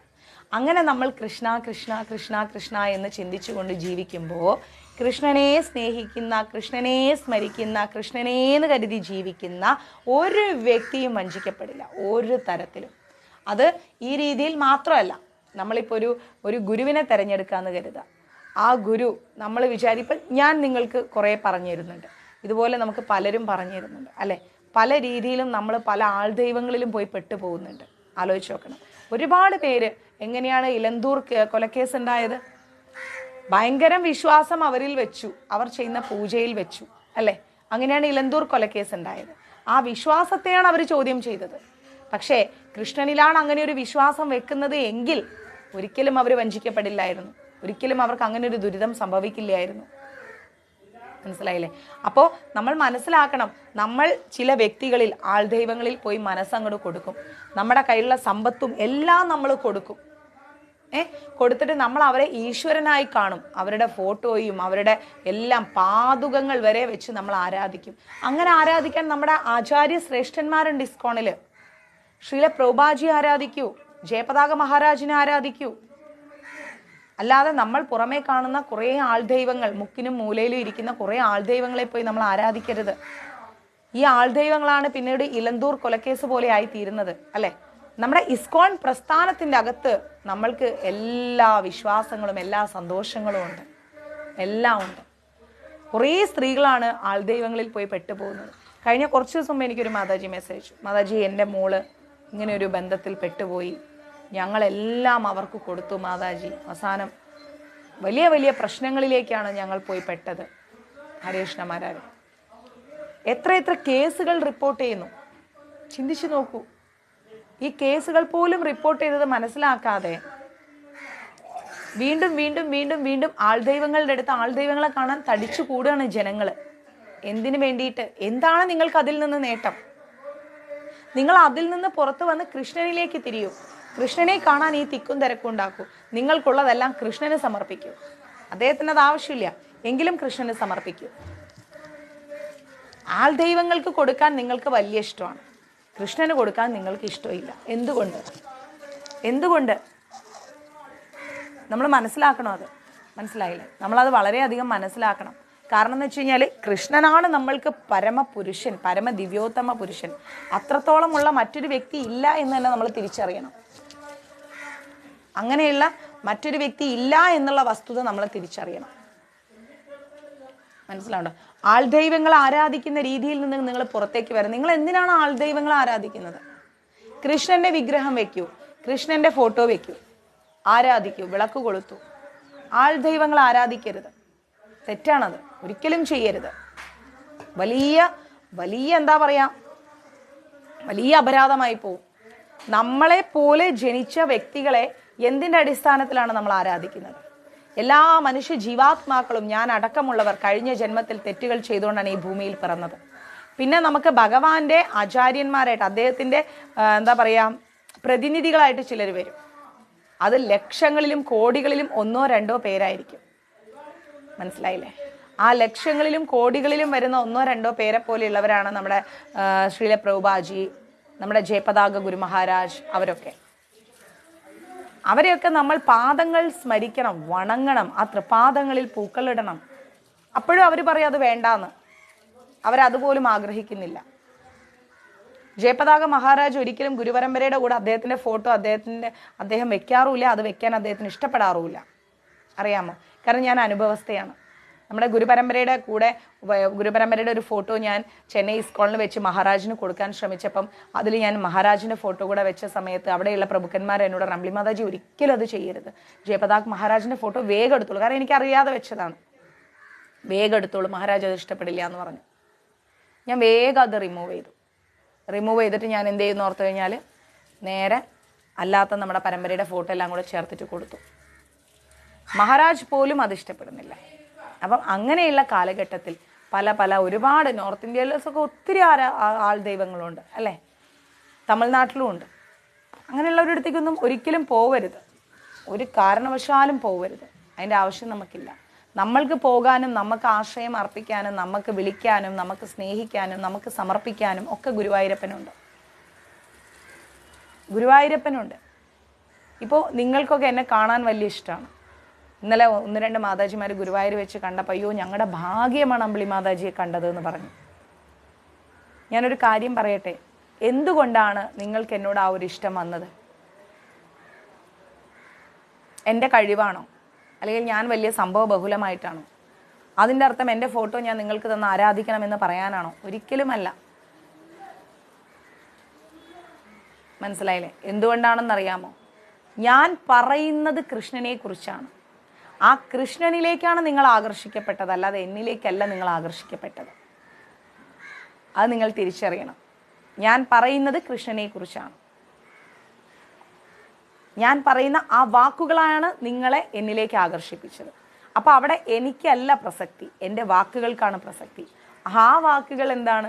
കൃഷ്ണനാണ്, ഞാനല്ല. ആ വാക്കുകൾ കൃഷ്ണനാണ്, ഞാനല്ല. ആ ബോധം എനിക്ക് വരണം. മനസ്സിലായില്ലേ? ആ ബോധം എനിക്കാണ് വരേണ്ടത്. ആ വാക്കുകൾ ആരുടെയാണ്? ശ്രീല പ്രഭുപാജിയുടെയാണ്, എൻ്റെ വാക്കല്ല. ഞാനും നിങ്ങളൊക്കെ ഒരുപോലെയാണ്. ഈ ഗീത ആര് തന്നു? ഭഗവാൻ നൽകി. ഇതാര് നമ്മളെ മനസ്സിലാക്കിപ്പിച്ചു തന്നു? പ്രഭുപാജി, നമ്മുടെ ഗുരു പരമ്പര മനസ്സിലാക്കിപ്പിച്ചു തന്നു അല്ലേ? പറയുന്ന എനിക്കും കേൾക്കുന്ന നിങ്ങൾക്ക് ഒരുപോലെയാണ് മനസ്സിലാവുന്നത്. അപ്പോൾ അവിടെ ഞാനല്ല ഇമ്പോർട്ടൻറ്റ്, കൃഷ്ണനാണ് ഇമ്പോർട്ടൻറ്റ്. എന്നെയല്ല ആരാധിക്കേണ്ടത്, കൃഷ്ണനെയാണ് ആരാധിക്കേണ്ടത്. എനിക്ക് അങ്ങനത്തെ യാതൊന്നുമില്ല. അല്ലെങ്കിൽ എനിക്ക് ഈ പറയുന്നത് എന്നെ കാണുന്ന ഒരു ഭാഗ്യമേ അല്ല. ഞാനൊരു വെറും ഒരു സാധാരണ വ്യക്തി. നിങ്ങളെ പോലെ തന്നെ വീട്ടിൽ മുറ്റടിച്ചു വാരിയും ഭക്ഷണം ഉണ്ടാക്കിയും എന്താ പറയുക ടോയ്ലറ്റ് കഴുകിയും കുടുംബജീവിതം മുന്നോട്ട് കൊണ്ടുപോയും മോൻ്റെ ഫീസ് അടയ്ക്കുന്ന കാര്യത്തെക്കുറിച്ച് ആലോചിച്ചും തുണി കഴിയും ഒക്കെ ജീവിക്കുന്ന ഒരു സാധാരണ വ്യക്തി. അതിൽ കവിഞ്ഞ് ഞാൻ ഒന്നുമല്ല. പക്ഷേ ഞാൻ പറയുന്ന കൃഷ്ണൻ ഇവിടെ സംഭവമാണ്. മനസ്സിലായില്ലേ? ഞാൻ പറയുന്ന കൃഷ്ണൻ ഇവിടെ സംഭവമാണ്. ആ കൃഷ്ണനിലേക്കാണ് നിങ്ങൾ ആകർഷിക്കപ്പെട്ടത്. ആ കൃഷ്ണനിലേക്കുള്ള വഴിയാണ് ഞാൻ നിങ്ങൾക്ക് കാണിച്ചു തന്നത്. അപ്പം കണക്റ്റ് ആവേണ്ടത് കൃഷ്ണനുമായിട്ടാണ് അല്ലേ? അങ്ങനെയാണ് നമ്മൾ മനസ്സിലാക്കേണ്ടത്. അതിലുപരി എന്നെ ജനങ്ങൾക്ക് ഭയങ്കര ഇഷ്ടമാണ്, ജനങ്ങൾ എന്നെ കാണുമ്പോൾ ഭയങ്കര ഭാഗ്യമെന്ന് പറയുന്നു, ഞാൻ സംഭവ ബഹുലമാണ് എന്ന് എപ്പോൾ എൻ്റെ ഉള്ളിൽ ചിന്ത വരുന്നു അന്ന് ഞാൻ അധപ്പതിക്കും. ആ നിമിഷം ഞാൻ നശിക്കും. സംശയമന്യേ ഞാൻ പറയുന്നു, ആ സെക്കൻഡ് ഞാൻ നശിക്കും. ആ സെക്കൻഡ് ഞാൻ നശിക്കും. കൃഷ്ണന്റെ പാദങ്ങളാണ് നമ്മൾ ആശ്രയിക്കേണ്ടത്. മനസ്സിലായില്ലേ? കൃഷ്ണനാണ് നമുക്ക് വലുത്, അദ്ദേഹമാണ് നമുക്ക് ഇമ്പോർട്ടൻറ്റ്. അല്ലാതെ ഇവിടെ വ്യക്തികൾക്കല്ല ഇമ്പോർട്ടൻസ്. വ്യക്തികൾ ആരും ഒന്നും അല്ല, കൃഷ്ണനാണ് ഇവിടെ ഇമ്പോർട്ടൻറ്റ്. നിങ്ങളെ ആകർഷിപ്പിച്ചതും കൃഷ്ണനാണ്, ഞാനല്ല. ഹരേ കൃഷ്ണ. അപ്പോൾ നമുക്കിവിടെ പ്രേമത്തിൻ്റെ ഒരു ഉദ്ഗുഢ ഭാവമാണ് ആവശ്യം. പ്രേമത്തിൻ്റെ ആവശ്യം എന്ന് പറഞ്ഞാൽ എന്താണ്? കാമുകനോടുള്ള പ്രേമമല്ല, കൃഷ്ണനോടുള്ള പ്രേമമാണ്. തീർച്ചയായിട്ടും നമ്മളെ കൃഷ്ണനിലേക്ക് എത്തിച്ചെന്ന ആളുകളെ നമ്മൾ സ്മരിക്കണം. ശ്രീല പ്രഭുപാജി, ജയപതാക ഗുരു മഹാരാജ്, ഗൗരകിഷോർദാസ് ബാബ മഹാരാജ്, ഭക്തി സിദ്ധാന്ത സരസ്വതി ഠാക്കൂർ, ഭക്തി വിനോദ് മഹാരാജ്. വേണ്ടേ? സ്മരിക്കണം. ജഗന്നാഥ് ദാസ് ബാബ മഹാരാജ്, ജീവ ഗോസ്വാമിമാർ, ചൈതന്യ മഹാപ്രഭു, നിത്യാനന്ദ പ്രഭു. നമ്മൾക്ക് സ്മരിക്കാൻ ഒരുപാട് ആളുകളുണ്ട്, ഒത്തിരി പേരുണ്ട്. എല്ലാവരെയും നമ്മൾ സ്മരിക്കണം. മനസ്സിലായോ? അപ്പൊ നമുക്ക് വേണ്ടത് കൃഷ്ണനോടുള്ള ഒരു വലിയൊരു പ്രേമമാണ് നമുക്ക് വേണ്ടത്. പിന്നെയോ, അങ്ങനെ നമ്മൾ കൃഷ്ണനോടൊരു ഡീപ്പായിട്ടുള്ള പ്രേമം വെച്ചാൽ എന്താ സംഭവിക്കുക? നമ്മൾ എപ്പോഴും നമ്മുടെ പ്രവർത്തികൾ സർവം കൃഷ്ണാർപ്പണമസ്തുവായി. എന്ത് പ്രവൃത്തി ചെയ്താലും സർവം കൃഷ്ണാർപ്പണമസ്തു, അത് ഭഗവാനെ സമർപ്പിച്ചുകൊണ്ടാവും. അല്ലാതെ ആയിക്കഴിഞ്ഞാൽ ഒന്നിനും കൊള്ളില്ല. നമ്മുടെ ഒരു പ്രവൃത്തിയും കൃഷ്ണനോട് സ്മരണയില്ലാത്തത് ആയിക്കഴിഞ്ഞാൽ പിന്നെ ഒന്നിനും പ്രയോജനമില്ലാതെ ആയിപ്പോവും. പക്ഷെ അത്തരം ഒരു പ്രേമഭാവം നമ്മൾ വളർത്തിയെടുക്കണം സ്വമേധയാ. നമ്മൾ തന്നെ നമ്മുടെ ഉള്ളിൽ നിന്ന് അങ്ങനെ ഒരു പ്രേമഭാവം വളർത്തിയെടുക്കണം. ഇപ്പോൾ നിങ്ങൾ തന്നെ ആലോചിച്ച് നോക്കൂ, മൊബൈൽ എടുത്ത് നിങ്ങൾ ആദ്യം ആരുടെ മെസ്സേജ് ഓപ്പൺ ചെയ്യുക? നിങ്ങൾക്ക് വളരെ ഇമ്പോർട്ടൻ്റ് ആയിട്ടുള്ള ആരോ അയച്ച മെസ്സേജ് അല്ലേ? അതേപോലെ തന്നെ നമ്മുടെ ഹൃദയം എപ്പോഴും തുടിക്കുമ്പോൾ നമുക്ക് ഏറ്റവും ഇമ്പോർട്ടൻ്റ് ആയ ആളെക്കുറിച്ച് നമ്മൾ ചിന്തിക്കാൻ നമ്മൾ ശ്രമിക്കണം. മനസ്സിലായില്ലേ? ഇമ്പോർട്ടൻ്റ് ആയിട്ടുള്ള ഒരാളെക്കുറിച്ച് ചിന്തിക്കാൻ നമ്മൾ ശ്രമിക്കണം. കാരണം മനുഷ്യ ജീവിതം താൽക്കാലികമാണ്. കഴിഞ്ഞ ദിവസം സാന്ത്വനം സീരിയലിൻ്റെ ആദിത്യൻ ചേട്ടൻ നല്ല രീതിയിൽ ഷൂട്ടും കഴിഞ്ഞ് പോയി കിടന്നുറങ്ങിയതാണ്. 2 മണിക്ക് ഒരു അറ്റാക്ക് വന്നു. 4 മണിക്ക് സീരിയൽ കുടുംബത്തിൽ വരുന്നത് ആദിത്യൻ ചേട്ടൻ മരിച്ചു എന്നാണ്. കഴിഞ്ഞ അവാർഡ് ഫംഗ്ഷന് ഞാൻ പോയപ്പം ഞാനും ആദിത്യൻ ചേട്ടൻ, സജി ചേട്ടൻ, പ്രവീൺ വഞ്ചൂർ ചേട്ടൻ, പ്രവീൺ ഇറവങ്കര ചേട്ടൻ, ഞങ്ങളെല്ലാവരും നിന്ന് ഫോട്ടോ എടുത്ത് സംസാരിച്ച് ഞാൻ ഇന്നലെ സ്റ്റാറ്റസ് ഇട്ടിട്ടുണ്ടായിരുന്നു. കളിച്ചും ചിരിച്ചും തമാശ പറഞ്ഞും പോയതാണ്. അതൊരിക്കലും അവസാന ഫോട്ടോ ആയിരിക്കുന്നു ചിന്തിച്ചതേയില്ല. എന്തോ ഒരു ഓഡിയോ ഞാൻ ഗ്രൂപ്പിലിട്ടപ്പോഴും കഴിഞ്ഞ ഒരു 2 ആഴ്ച മുമ്പേ ആദിത്യൻ ചേട്ടൻ അതിന് മറുപടി ഇട്ടതാണ്. ഇത്ര സെക്കൻഡുകൾക്കുള്ളിൽ അദ്ദേഹം നമ്മളിൽ നിന്ന് പോകുന്നു ചിന്തിച്ചിട്ടില്ല. അത്രയേ ഉള്ളൂ മനുഷ്യ ജീവിതം. നാളത്തെ എപ്പിസോഡ് എന്തായിരിക്കണം എന്ന് അദ്ദേഹം ചിന്തിച്ച് കിടന്നുറങ്ങി. പക്ഷെ ഭഗവാൻ ചിന്തിച്ച് മനസ്സിലാക്കിയത് മറ്റൊന്നാണ്. അപ്പം നമ്മുടെ കൈകളിലല്ല ഈ ലോകം, നമ്മുടെ കൈകളിലെല്ലാം നമ്മുടെ ജീവിതം, എല്ലാം ആ ഒരു മഹാശക്തിയാണ് കൈകാര്യം ചെയ്യുന്നത്. ആ ശക്തിയിലേക്കാണ് നമ്മൾ അടുക്കേണ്ടത് എന്നാണ് ഗീത നമ്മളെ പഠിപ്പിക്കുന്നത്. ഉദാഹരണമായി അർജുനൻ എപ്പോഴും കൃഷ്ണനെക്കുറിച്ച് തന്നെ ചിന്തിച്ചിട്ടുണ്ടായിരുന്നു. മനസ്സിലായില്ലേ? അർജുനൻ എപ്പോഴും കൃഷ്ണനെക്കുറിച്ച് തന്നെ ചിന്തിച്ചിട്ടുണ്ടായിരുന്നു. കൃഷ്ണൻ്റെ സന്തത സഹചാരിയായിരുന്നു അദ്ദേഹം. കൃഷ്ണൻ നമ്മളുടെ കൂടെയും വരണം അല്ലേ? നമ്മൾക്കും കൃഷ്ണൻ്റെ കൂടെ പോകണം. കൃഷ്ണൻ്റെ സന്തത സഹചാരിയായി നമ്മൾക്കും മാറണം. എങ്ങനെ സന്തത സഹചാരിയായി മാറും? നമ്മൾ കൃഷ്ണയെക്കുറിച്ച് ചിന്തിച്ചാൽ മാത്രം മതി. അദ്ദേഹത്തിൻ്റെ കൂടെ നമുക്ക് നടക്കാൻ പറ്റും. അദ്ദേഹത്തിൻ്റെ കൂടെ നമുക്ക് നടക്കാൻ പറ്റും. നമ്മൾ അദ്ദേഹത്തെക്കുറിച്ച് മാത്രം ചിന്തിച്ചാൽ മതി, അതിൽ കൂടുതലൊന്നും ചിന്തിക്കേണ്ട. അതേസമയം ഒരു യോദ്ധാവും കൃഷ്ണൻ അർജുനനെ ഒരിക്കലും യുദ്ധം ഉപേക്ഷിച്ച് കാട്ടിൽ പോയി തപസ് ചെയ്യാൻ പറഞ്ഞിട്ടില്ല. കൃഷ്ണൻ ഒരിക്കലും അർജുനനോട്, അർജുന കുറേ പേര് മരിക്കും, ഒക്കെ ശരി തന്നെ നീ പറയുന്നത്, നീ ഒരു കാര്യം ചെയ്യ്, ഈ യുദ്ധമൊക്കെ ഉപേക്ഷിച്ചിട്ട് കാട്ടിൽ പോയി നീ തപസ് ചെയ്യ്, അല്ലെ എവിടെയും പോയിരുന്ന് ജപിക്ക് എന്ന് കൃഷ്ണൻ പറഞ്ഞിട്ടില്ല. കൃഷ്ണൻ എന്താ പറഞ്ഞത്? നമ്മുടെ കർമ്മങ്ങളെ നമ്മൾ അനുഷ്ഠിക്കുക. അതുകൊണ്ട് ഒരിക്കലും കുടുംബജീവിതങ്ങളെല്ലാം ഉപേക്ഷിച്ച് നമ്മുടെ കർമ്മധർമ്മങ്ങളെല്ലാം ഉപേക്ഷിച്ചിട്ട് ആരോടും ജപിക്കാനും പ്രാർത്ഥിക്കാനും തപസ് ചെയ്യാനും ഭഗവാൻ പറയുന്നില്ല. ഭൂമിയിൽ വന്നിട്ടുണ്ടെങ്കിൽ കർമ്മങ്ങളുണ്ട്. ആ കർമ്മങ്ങൾ അനുഷ്ഠിച്ച് കുടുംബത്തെ നോക്കി നമ്മൾ ജോലി ചെയ്ത് നമ്മൾ ജീവിച്ച് നമ്മൾ ഭഗവാനിലേക്ക് അടുക്കണം. അതാണ് ഭഗവാൻ പറയുന്നത്. പിന്നെന്താ പറയുന്നത്? ഭഗവാൻ കൃഷ്ണൻ അർജുനന് യോഗ പദ്ധതി വിവരിച്ചു കൊടുത്തപ്പോൾ ഈ പദ്ധതി തനിക്ക് പരിശീലിക്കാവുന്നതല്ലെന്ന് അർജുനൻ പറയുന്നു. ഭഗവാൻ എന്താ ചെയ്തത്? യോഗ പദ്ധതി പറഞ്ഞു കൊടുത്തു. അപ്പം അർജുനൻ പറയാണ്, ഇത് എനിക്ക് പരിശീലിക്കാനാവുന്നില്ല എന്ന്. സാരമില്ല ദീപമകജി. അർജുനൻ പറയാണ്, ഈ യോഗ പദ്ധതി എനിക്ക് പരിശീലിക്കാവുന്നതല്ലെന്ന്. അർജുന ഉവാച യോയം യോഗസ്ത്വയാ പ്രോക്ത സാമേന്യാ മധുസൂദന ഏതസ്യാഹം ന പശ്യാമി ചഞ്ചലത്വാ സ്ഥിതം സ്ഥിരാം.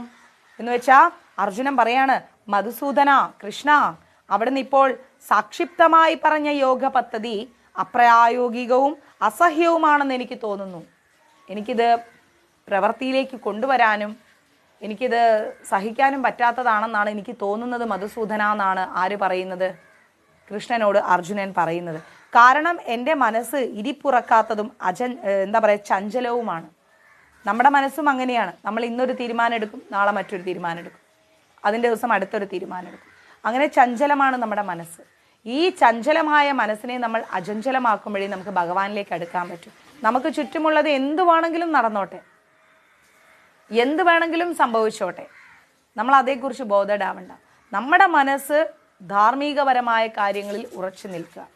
ധർമ്മത്തിൽ ഉറച്ചു നിന്ന് നമ്മൾ നമ്മുടെ മനസ്സിനെ കൃഷ്ണനിലേക്ക് കേന്ദ്രീകരിക്കുക. അപ്പോൾ നമ്മുടെ മനസ്സും ഭഗവാൻ പറഞ്ഞ യോഗ പദ്ധതിയും നമ്മൾക്ക് ശീലിക്കാൻ സാധിക്കും. അതർവൈസ് നമുക്കൊന്നും ചെയ്യാൻ പറ്റില്ല. നമ്മുടെ ജീവിതം തോറ്റുപോകും, നമ്മൾ ഇല്ലാതെയായി പോവും. ഹരേ കൃഷ്ണ. മാക്സിമം ഷെയറിങ് വേണം കേട്ടോ. എനിക്ക് മാക്സിമം ആളുകളിലേക്ക് ഷെയർ ചെയ്തെത്തിക്കുക. ഷെയറിങ് സർവീസ് ഗ്രൂപ്പ് തന്നെ നമുക്ക് വർക്ക് ചെയ്യുന്നുണ്ട്. അവരൊരുപാട് കഷ്ടപ്പെടുന്നുണ്ട്. അവർ ഭക്തരാണ്, അവരെ നമ്മൾ ഹെൽപ്പ് ചെയ്യുക. മാരാരൊക്കെ അതിൽ ഒരുപാട് കഷ്ടപ്പെടുന്നു. ശ്രീകലാ മാതാജി, മാരാര്, ദീപ മാതാജി, കവിതാ മാതാജി, സുദീപ് പ്രഭു, എല്ലാവരും ഒത്തിരി അവർ ഷെയറിങ്ങിന് വേണ്ടിയിട്ട്, മുരുകൻ പ്രഭു വല്ലാതെ സഫർ ചെയ്യുന്നു. അതുകൊണ്ട് ദയവായി മാക്സിമം ഷെയർ ചെയ്യുക. നിങ്ങളുടെ ഷെയറിങ് ആ ഭക്തർക്കും സഹായകമാവും, അതുപോലെ ഭഗവാനും വലിയ സന്തോഷമാവും. അതുകൊണ്ട് മാക്സിമം ഷെയർ ചെയ്യട്ടോ. നമ്മുടെ കിച്ചൂട്ടനും രാധാറാണിയും വരുമ്പോൾ നമ്മുടെ ഷെയറിംഗ് ആണ് അവർക്ക് കൊടുക്കാനുള്ള ഏറ്റവും വലിയ ഗിഫ്റ്റ് എന്ന് പറയുന്നത്. ഈ ദിവസങ്ങളിൽ പലരും മാല ചാർത്താൻ പറഞ്ഞിട്ടുണ്ട്. തൽക്കാലം അവിടെ ഞാൻ മാല ചാർത്താൻ പറഞ്ഞിട്ടുണ്ട്. അവർ മുല്ലപ്പൂ മാലയായിരിക്കും അവിടെ ചാർത്തുന്നത്.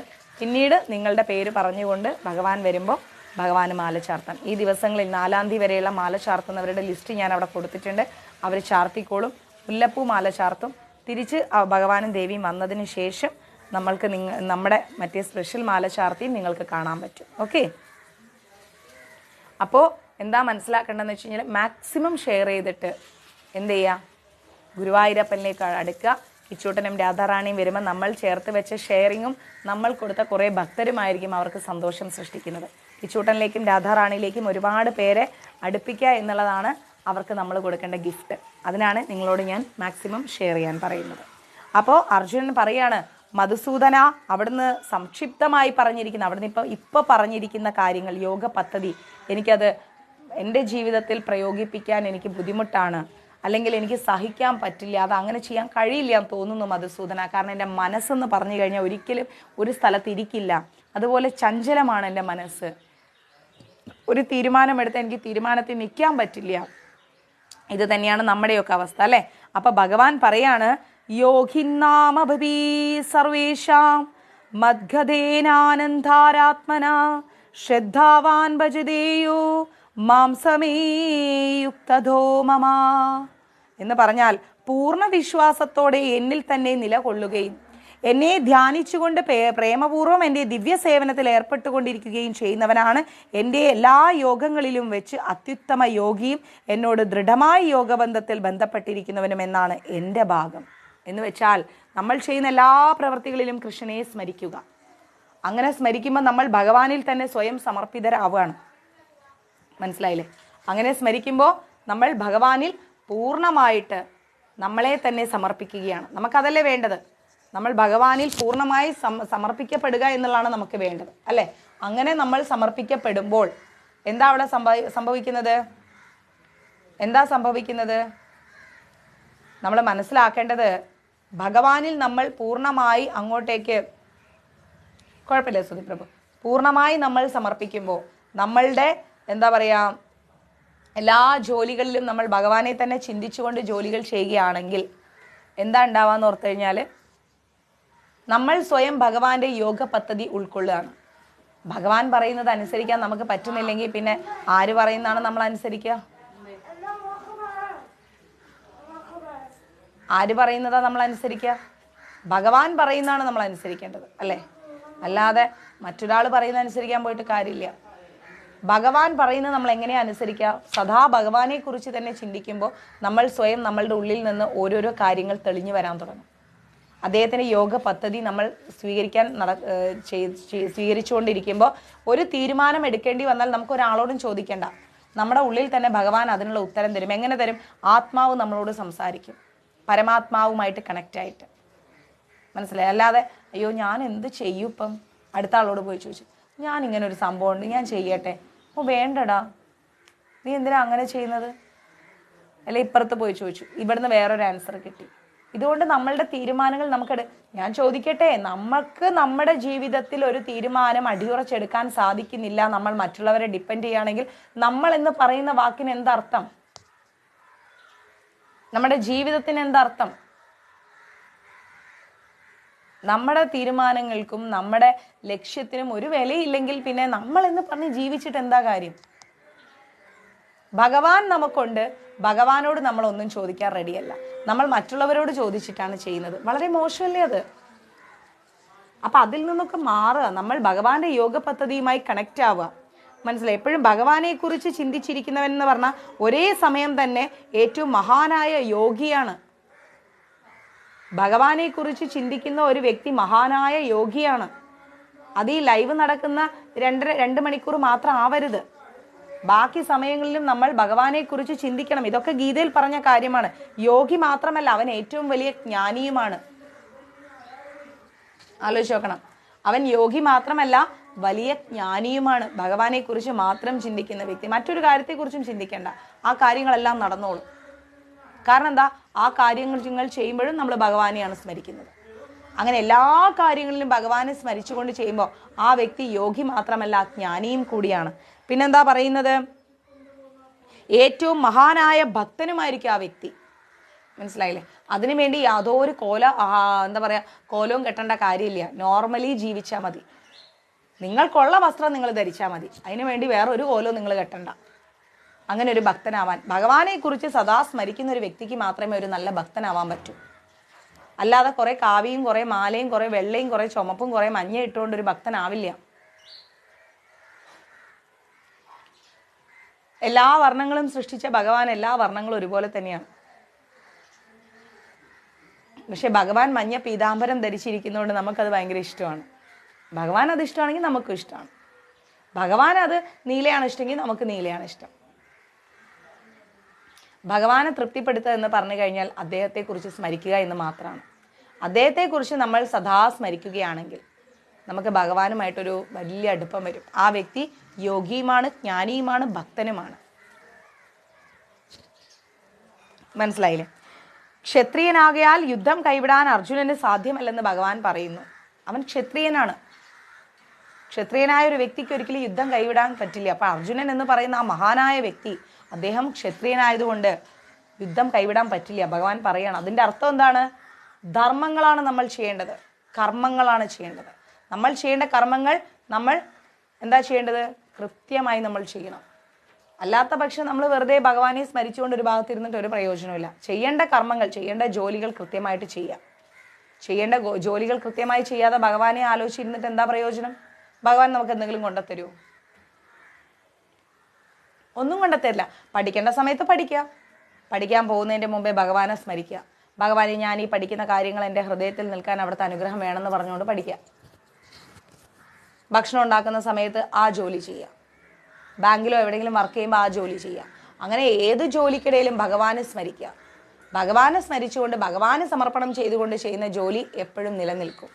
ഇല്ലേ? ഒന്നും ഉണ്ടാവില്ല, ഒന്നും ഉണ്ടാവില്ല. എല്ലാം പോയിട്ടുണ്ടാവും. എല്ലാം പോയിട്ട് അവസാനം ജപമാലയും കൊണ്ട് എവിടെയെങ്കിലും പോയിരുന്നിട്ട് വല്ല കാര്യമുണ്ടോ? ഭഗവാൻ ചോദിക്കും, നിനക്ക് ബുദ്ധി തന്നിട്ടില്ലേ? ഗീത തന്നിട്ടില്ലേ? പറഞ്ഞതൊന്നും മനസ്സിലായില്ലേ? നിന്നോട് 24 മണിക്കൂർ ഇരുന്ന് ജപിക്കാനല്ല ഞാൻ പറഞ്ഞത്, നീ നിന്റെ തൊഴിൽ ചെയ്യുന്ന പറഞ്ഞത്. ആ തൊഴിൽ നീ ചെയ്യുമ്പോഴും എന്നെ സ്മരിക്കൂ എന്നാണ് ഞാൻ പറഞ്ഞത്. മനസ്സിലായില്ലേ? ഞാൻ പറഞ്ഞ ജോലിയും ചെയ്ത് ആ ജോലിയിൽ നീ പോയി എന്നെ സ്മരിച്ചുകൊണ്ട് ചെയ്യുകയാണെങ്കിൽ നിനക്ക് ഈ ദുർഗതി ഉണ്ടാവില്ല. അല്ലാതെ നീ ജോലിയും കൂലിയും ചെയ്യാതെ എന്നെ സ്മരിച്ചിരുന്നിട്ട് എനിക്ക് ചോറ് വേണം, കഞ്ഞി വേണം, പായസം വേണം എന്ന് പറഞ്ഞാലൊന്നും നടക്കില്ല. വീട് വേണം, അത് വേണം, ഇത് വേണം എന്ന് പറഞ്ഞാൽ നടക്കില്ല. നടക്കാത്ത കാര്യമാണ്. കർമ്മം ചെയ്യുന്നവനെ ധർമ്മമുള്ളൂ, ധർമ്മം അനുഷ്ഠിക്കുന്നവനെ ഈശ്വരനുള്ളൂ. അത് മനസ്സിലാക്കുക. കർമ്മം, ധർമ്മം, കൃഷ്ണൻ. ആദ്യം ചിന്തിക്കുക. കർമ്മം ചെയ്യൂ ധർമ്മത്തിലൂടെ, ധർമ്മത്തിലൂടെ കൃഷ്ണനെ പിടിക്കും. മനസ്സിലായില്ലേ? കർമ്മം ധർമ്മത്തിലൂടെ ചെയ്ത് ധർമ്മത്തിലൂടെ കൃഷ്ണനെ പിടിക്കുക. ഇതാണ് നമ്മൾ ചെയ്യേണ്ടത്. ഇതാണ് നമ്മുടെ മുദ്രാവാക്യം. മഞ്ജരീസിന്റെ മുദ്രാവാക്യം അതാണ്. അല്ലാതെ കൃഷ്ണ കൃഷ്ണ കൃഷ്ണ കൃഷ്ണ കൃഷ്ണ എന്നും പറഞ്ഞിരുന്നാൽ ഞാൻ കൃഷ്ണൻ വന്നൊന്നും തിന്നാൻ തരൂല. ആ കൃഷ്ണൻ കൃത്യമായിട്ട് പറഞ്ഞിട്ടുണ്ട്. ഭഗവാന്റെ വാക്ക് അനുസരിക്കാൻ പറ്റുമെങ്കിൽ ഈ രീതിയിൽ മുന്നോട്ട് പോവാം. പിന്നെന്താ പറയുന്നത്? ഭഗവാനെ അതീന്ദ്രിയ പ്രേമത്തോടെ സേവിക്കാൻ പരിപൂർണമായ സമർപ്പണം കൂടിയേ തീരൂ. ഭഗവാനെ നമ്മൾ അതീന്ദ്രിയമായിട്ട് അങ്ങ് സേവിക്കണം, സ്നേഹിക്കണം. അതിന് പരിപൂർണമായി നമ്മൾ സമർപ്പണം ചെയ്യണം. ഒരു മുറ്റടിച്ച് വാരുകയാണെങ്കിൽ വെറുതെ നോക്കിക്കൊണ്ട് അടിച്ചിട്ട് കാര്യമില്ല. ആ ഓരോ വട്ടം ചൂലിങ്ങനെ ആക്കുമ്പോഴും കൃഷ്ണ കൃഷ്ണ കൃഷ്ണ കൃഷ്ണ എന്ന് പറഞ്ഞ് ചെയ്തോക്ക്. ഒരു പച്ചക്കറി അരിയുന്ന സമയത്ത് പാട്ട് കേട്ടുകൊണ്ടും ഇൻസ്റ്റ നോക്കിക്കൊണ്ടും പച്ചക്കറി അരിയണ്ട. അപ്പോഴും കൃഷ്ണ കൃഷ്ണ കൃഷ്ണ കൃഷ്ണ കൃഷ്ണ കൃഷ്ണ കൃഷ്ണ എന്ന് പറഞ്ഞ് അരിഞ്ഞോക്ക്. ചോറിൻ്റെ വെള്ളം തിളക്കുമ്പോഴേ ഹരേ കൃഷ്ണ കൃഷ്ണ കൃഷ്ണ ഹരേ ഹരേ ഹരേ രാം രാം രാം ഹരേ ഹരേ. വെന്തോന്നും അറിയാൻ പറ്റും, ചോറും ആയി നാമജപവും നടക്കും. ആ ചോറ് തന്നെ പ്രസാദമാവുന്നുള്ളതാണ്. കിടക്കാൻ നേരം മൊബൈൽ നോക്കി ഇൻസ്റ്റയിൽ നോക്കി നോക്കി നോക്കി നോക്കി നോക്കി കുറേ റീൽസും കണ്ട് കുറേ ഇളിച്ച് അതിൽ കുറേ കമൻറ്റും ഇട്ട് മൊബൈൽ കൊണ്ടേ തലേനക്കടി വെച്ച് കിടക്കരുത്. കൈയും കാലും കഴുകി വൃത്തിയായി വന്ന് കിടന്ന് കൃഷ്ണ ഗുരുവായൂരപ്പ നാരായണ. ഇനി അതല്ലെങ്കിൽ ഉറങ്ങാൻ കിടക്കുന്ന ആ സമയങ്ങൾ അത്രയും കൃഷ്ണ കൃഷ്ണ കൃഷ്ണ കൃഷ്ണ കൃഷ്ണ കൃഷ്ണ എന്ന് ജപിച്ചുകൊണ്ട് ഉറങ്ങും. താനേ ഉറങ്ങിപ്പോയിക്കോളും. ഇനി അതും അല്ലെങ്കിൽ വല്ല വിഷ്ണു സഹസ്രനാമോ ഹരേ കൃഷ്ണ മഹാമന്ത്രോ പ്ലേ ചെയ്തിട്ട് അതും കേട്ടുകൊണ്ട് കിടന്നുറങ്ങും. അവിടെയും ഒരു ഐശ്വര്യമുണ്ട്. ടോയ്ലറ്റിൽ പോയിട്ട് വെറുതെ അട്ടം നോക്കിയിരിക്കാതെ ഷുഫ് എങ്ങനായി അതായി ഇതായി എന്താവും എന്നാലോചിച്ചുകൊണ്ടിരിക്കാതെ ആ ക്ലിക്കറും കൊണ്ട് കയറും. ടോയ്ലറ്റിലും പോകാൻ പറ്റും. ഹരേ കൃഷ്ണ മഹാമന്ത്രം 16 മാല ജപവും കഴിയും. കാരണം ഓരോരുത്തർ ടോയ്ലറ്റിൽ കയറി കഴിഞ്ഞാൽ പിന്നെ 16 മാല ജപം കഴിയുന്ന സമയം ഇങ്ങോട്ടേക്ക് പുറത്തേക്ക് ഇറങ്ങണം. അതുവരെ അവിടെ ഇരുന്ന് ഗൂഢാലോചനകളാ. എന്തൊക്കെ ചെയ്യാം, ഏതൊക്കെ ചെയ്യാം, എങ്ങനെയൊക്കെ ചെയ്യാം. ആ ക്ലിക്കറും കൊണ്ട് കയറുക. ജപവും കഴിയും, ടോയ്ലറ്റിലും പോകാൻ പറ്റും. മനസ്സിലായില്ലേ? ഇങ്ങനെ നമ്മൾ ഓരോ നിമിഷവും ഭഗവാനെ സ്മരിക്കുക. കുളിക്കാൻ വേണ്ടി ബാത്റൂമിൽ കയറി കഴിഞ്ഞാൽ ഓഫ് എൻ്റെ മുഖം കറുത്തോ, എൻ്റെ മുഖത്ത് ഈ പാടുണ്ടോ, എൻ്റെ മുടി സിൽക്കി ആയോ, ഇങ്ങനത്തെ ചിന്ത ഒന്നും വേണ്ട. നന്നായി കുളിക്കുക. അപ്പോഴും ഭഗവാനെ സ്മരിച്ചുകൊണ്ട് കുളിക്കുക. ഇങ്ങനെ ഓരോ നിമിഷവും ഭഗവാനെ സ്മരിക്കാം എല്ലാ സമയത്തും.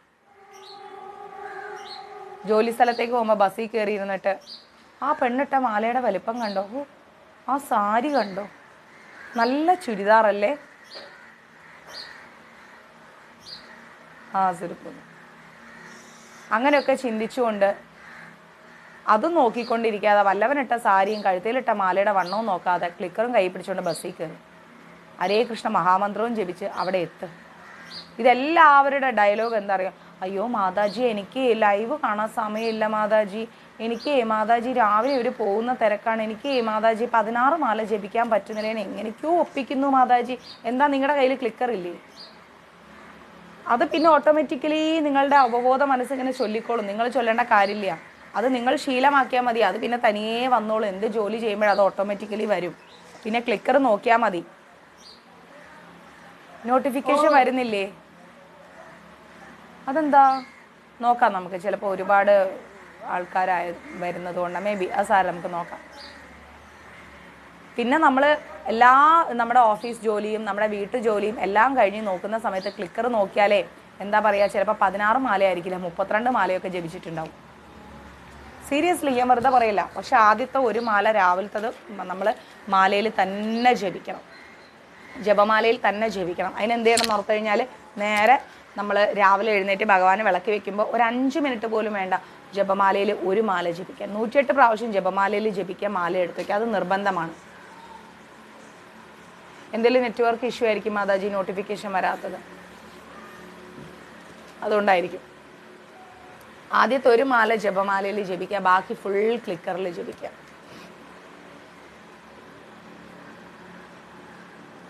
നാം നമ്മുടെ ശരീരം കൊണ്ടല്ല പ്രവർത്തിക്കുന്നത്, വാസ്തവത്തിൽ നമ്മുടെ മനസ്സുകൊണ്ടും ബുദ്ധി കൊണ്ടുമാണ്, അല്ലേ?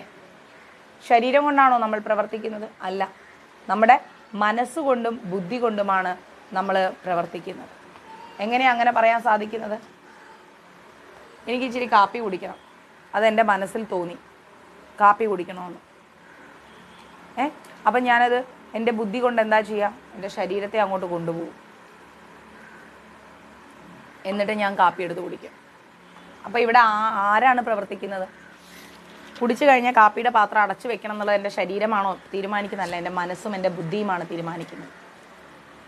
അപ്പോൾ നമ്മൾ മനസ്സിലാക്കണം, ഇവിടെ നമ്മളുടെ ശരീരമല്ല പ്രവർത്തിക്കുന്നത്, നമ്മുടെ മനസ്സും ബുദ്ധിയുമാണ് പ്രവർത്തിക്കുന്നത്. ആ മനസ്സും ബുദ്ധിയെയും നല്ല രീതിക്ക്, മനസ്സ് എവിടെ ഇരിക്കുന്നു? അങ്ങനെ ഒരു അവയവം ഏതെങ്കിലും ഒരാൾക്ക് കണ്ടുപിടിക്കാൻ പറ്റുമോ? ഏതെങ്കിലും ഒരാൾക്ക് കണ്ടുപിടിക്കാൻ പറ്റുമോ അങ്ങനെ ഒരു അവയവം? ഇല്ല. ബുദ്ധി എന്ന് പറയുന്ന ഒരു അവയവത്തെ കണ്ടുപിടിക്കാൻ പറ്റുമോ? ഇല്ല. അപ്പോൾ ബോധം എന്ന് പറയുന്ന അവയവവും ഇല്ല. ഇത് മൂന്നും ഭയങ്കര ഇമ്പോർട്ടൻ്റ് ആണ് മനുഷ്യ ജീവിതത്തിൽ. ഈ മനസ്സിനെയും ബുദ്ധിയെയും നമ്മൾ എന്ത് ചെയ്യണം? ഇന്ന് നോട്ടിഫിക്കേഷൻ വന്നില്ലല്ലേ, നെറ്റിൻ്റെ ഇഷ്യൂ ആയിരിക്കും മാതാജി.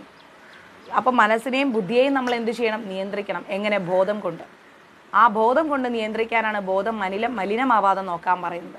ബോധം മലിനമാവുന്നത് എപ്പോഴാണ്? നോൺ വെജ് കഴിക്കുമ്പോഴും മദ്യപാനവും ചായയും കാപ്പിയിലൂടെയൊക്കെ, ഉള്ളി വെളുത്തുള്ളി സവാളയിലൂടെയൊക്കെ. അപ്പോൾ ഇതെല്ലാം മാറ്റി ബോധത്തെ ഷാർപ്പാക്കി വെക്കുക, മനസ്സുകൊണ്ട് തീരുമാനമെടുക്കുക, ബുദ്ധി കൊണ്ട് ചിന്തിക്കുക, ശരീരം കൊണ്ട് പ്രവർത്തിക്കുക. അപ്പോൾ ഇവിടെ പ്രവർത്തിക്കുന്ന ആരാ? ശരീരമാണോ? അല്ല, മനസ്സും ബുദ്ധിയുമാണ് പ്രവർത്തിക്കുന്നത്. ക്ലിയർ? ആകയാൽ നമ്മുടെ മനസ്സും ബുദ്ധിയും ഭഗവത് സ്മരണയിൽ വ്യാപൃതമാകുമ്പോൾ സ്വാഭാവികമായി നമ്മുടെ ഇന്ദ്രിയങ്ങളും തത്സേവനത്തിൽ മുഴുകും. അങ്ങനെ ഇരിക്കുന്ന സമയത്ത് നമ്മുടെ മനസ്സും ബുദ്ധിയും എപ്പോഴും ഭഗവാനെ കുറിച്ച് തന്നെ ചിന്തിക്കുമ്പോൾ, വാട്സപ്പിൽ ലിങ്ക് വന്നില്ലേ? എന്താ പറയാ, കവിത മാതാജി, ദീപ മാതാജി, നിങ്ങൾ വാട്സപ്പിൽ ലിങ്ക് ഇട്ടില്ലേ?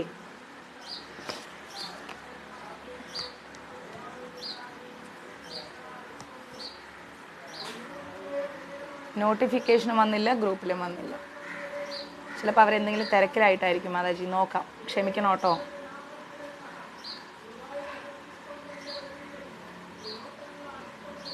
നോക്കാം, നമുക്കൊന്നിലും വന്നിട്ടില്ല അല്ലേ?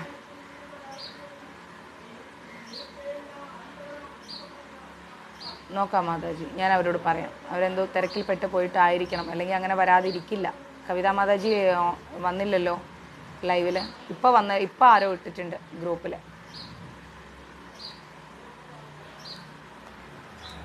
നമ്മൾ ആ ക്ലാസ് തുടങ്ങുമ്പോൾ തന്നെ ഗ്രൂപ്പിലിടണം. ഇപ്പോൾ ലിങ്ക് വന്നിട്ടുണ്ട്, എനിക്കിവിടെ മെസ്സേജ് വന്നു. ഇപ്പം ആരോ പോസ്റ്റ് ചെയ്തു എന്നുള്ളത് ഇപ്പം പോസ്റ്റ് ചെയ്തിട്ടുണ്ട്. അതെ, അവർ ചിലപ്പോൾ തിരക്കിലായിട്ടായിരിക്കണം. സാരമില്ല, ഞാനത് അപ്ഡേറ്റ് ചെയ്യാം, ക്ഷമിക്കണം കേട്ടോ. അപ്പോൾ നമ്മുടെ മനസ്സിനെയും ബുദ്ധിയെയും നമ്മൾ ബോധം കൊണ്ട് നിയന്ത്രിച്ചാൽ നമ്മുടെ പ്രവൃത്തികളെല്ലാം ഭഗവത് സ്മരണയിലൂടെയുള്ളതായിരിക്കും. മനസ്സിലായില്ലേ? നമ്മുടെ പ്രവൃത്തികളെല്ലാം ഭഗവത് സ്മരണയിലൂടെയുള്ളതായിരിക്കും. നമ്മുടെ മനസ്സിനെയും ബുദ്ധിയെയും നമ്മൾക്ക് നിയന്ത്രിക്കാൻ പറ്റിയിട്ടില്ല എങ്കിൽ നമ്മുടെ പ്രവൃത്തികളെല്ലാം ഭഗവാനിൽ ഉള്ള പ്രവൃത്തികളായിരിക്കില്ല. അതെ, ഇപ്പോൾ വാട്സപ്പിൽ പോസ്റ്റ് ചെയ്തിട്ടുണ്ട്, ഞാൻ കണ്ടു, എനിക്കിവിടെ നോട്ടിഫിക്കേഷൻ വന്നു. സോറി ബിന്ദു മാതാജി, ഒന്ന് ഫസ്റ്റ് തൊട്ട് കേട്ടോളൂ കേട്ടോ, ക്ഷമിക്കണേ.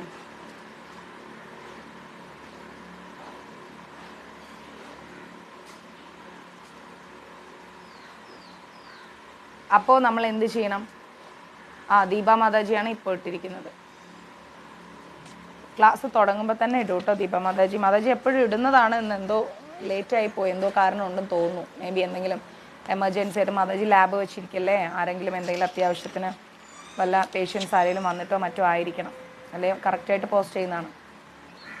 കവിതാ മാതാജി ഉണ്ടെങ്കിൽ മാതാജിയും കറക്റ്റായിട്ട് പോസ്റ്റ് ചെയ്യുന്നത്. കവിതാ മാതാജി കാണുന്നുമില്ല, മാതാജി എന്തോ തിരക്കിൽ പെട്ടുപോയിട്ടാണ്, അല്ലെങ്കിൽ ക്ലാസ് ഒരിക്കലും മിസ് ചെയ്യാത്തതാണ്, എന്തോ ഇതിൽ പെട്ടിട്ടായിരിക്കും, അല്ലെങ്കിൽ കറക്റ്റായിട്ട് അവർ ചെയ്യുന്നതാണ്. സാരമില്ല, ഇന്നൊരു ദിവസത്തേക്ക് നമുക്ക് അവരോട് ക്ഷമിക്കാം അല്ലേ? കവിതാ മാതാജിയോടും ദീപ മാതാജിയോടും ഒക്കെ നമുക്ക് ക്ഷമിക്കാം. ഇനി അവരങ്ങനെ ചെയ്താൽ നമുക്ക് നല്ല പണി കൊടുക്കാം അല്ലേ? ഒന്ന് ഫസ്റ്റ് മുതൽ കണ്ടോളൂ കേട്ടോ ക്ലാസ്. അപ്പോൾ നമ്മുടെ മനസ്സിനെയും ബുദ്ധിയെയും നമ്മൾ എന്ത് ചെയ്യണം? ബോധം കൊണ്ട് നമ്മൾ ക്ലിയർ ചെയ്യണം. അങ്ങനെ ചെയ്ത് കഴിഞ്ഞാൽ നമുക്ക് എന്താ ലഭിക്കുന്നത്? ഭഗവാനുമായിട്ടൊരു കണക്ഷൻ ലഭിക്കും. അതിലുപരി നമ്മൾ ചെയ്യുന്ന പ്രവർത്തികളെല്ലാം ഭഗവാന് സമർപ്പിതമാവും. ഉറപ്പായിട്ടും ഭഗവാന് സമർപ്പിതമാവും, യാതൊരു സംശയവും ഇല്ല. ഉപരിപ്ലവമായിട്ട് ഇന്ദ്രിയ പ്രവർത്തികൾ ഒന്ന് തന്നെയായിരിക്കും. നമ്മൾ ചെയ്യുന്ന പ്രവർത്തികളെല്ലാം ഭഗവാനുമായി കണക്റ്റായ പ്രവർത്തികളാവും. എങ്കിലും അവബോധം മാറിയിരിക്കും. നമ്മൾ ചെയ്യുന്ന പ്രവർത്തികളെല്ലാം ഭഗവാനുമായിട്ട് കണക്റ്റഡ് ആവണം എന്ന് വിചാരിച്ച് നമ്മൾ ചെയ്യും. നമ്മൾ വിചാരിക്കും എൻ്റെ എന്താ പറയുക, കൃഷ്ണനുമായിട്ട് ഞാൻ കൂടുതൽ അടുപ്പമാണ്, കൃഷ്ണനുമായിട്ട് കൂടുതൽ അടുപ്പം. പക്ഷെ ചെയ്യുന്ന പ്രവർത്തികളെല്ലാം, സാരല്ലേ ദീപ മാതാജി, ചെയ്യുന്ന പ്രവർത്തികളെല്ലാം നെഗറ്റീവായിരിക്കും. ഭഗവാനുമായിട്ട് കണക്ഷൻ ഉണ്ടാവില്ല. നമ്മുടെ ബോധത്തെയും മനസ്സിനെയും നിയന്ത്രിച്ചില്ലെങ്കിൽ ശരീരം കൊണ്ടാണ് നമ്മൾ പ്രവർത്തിക്കുന്നത് എന്ന ബോധത്തിൽ പോകുമ്പോൾ നമ്മൾ ഭഗവാന് വേണ്ടി ഒന്നും ചെയ്യില്ല. നമ്മൾ ചെയ്യുന്ന പ്രവർത്തികളെല്ലാം എന്താണ്? തെറ്റായിട്ടായിരിക്കും. Thank you Mataji, Sujitha Mataji. ചെയ്യുന്ന പ്രവർത്തികളെല്ലാം തെറ്റായ പ്രവർത്തികളായിരിക്കും. ഒന്നും മര്യാദയ്ക്ക് നിലനിൽക്കില്ല. നമുക്ക് അങ്ങനെയല്ല വേണ്ടത്. നമുക്ക് ഭഗവാനുമായിട്ടൊരു ബന്ധമാണ് വേണ്ടത്, അല്ലേ? എങ്ങനെ മനസ്സും ബുദ്ധിയും ഭഗവത് സ്മരണയിൽ നിർത്താം എന്നാണ് ഭഗവത്ഗീത പഠിപ്പിക്കുന്നത്. ഇന്ന് ഗീതയിലൂടെ നമ്മൾ പഠിക്കുന്നത് എന്താണ്? എങ്ങനെ ഭഗവത് സ്മരണയിൽ മനസ്സും ബുദ്ധിയും നമ്മൾക്ക് നിലനിർത്താം. ഇതാണ് നമ്മളെ പഠിപ്പിക്കുന്നത്. എങ്ങനെ നമുക്ക് ഭഗവത് സ്മരണയിൽ നമ്മുടെ മനസ്സും ബുദ്ധിയും നിലനിർത്താം. അത് വളരെ ഇമ്പോർട്ടൻ്റ് ആണ്. വളരെ വളരെ വളരെ ഇമ്പോർട്ടൻ്റ് ആണ്. അതുതന്നെയാണ് നമുക്ക് ഗീത പഠിപ്പിക്കുന്നത്. അത് ഭഗവത് സാമ്രാജ്യത്തിലേക്ക് ഒരാളെ തനിയെ എത്തിക്കും.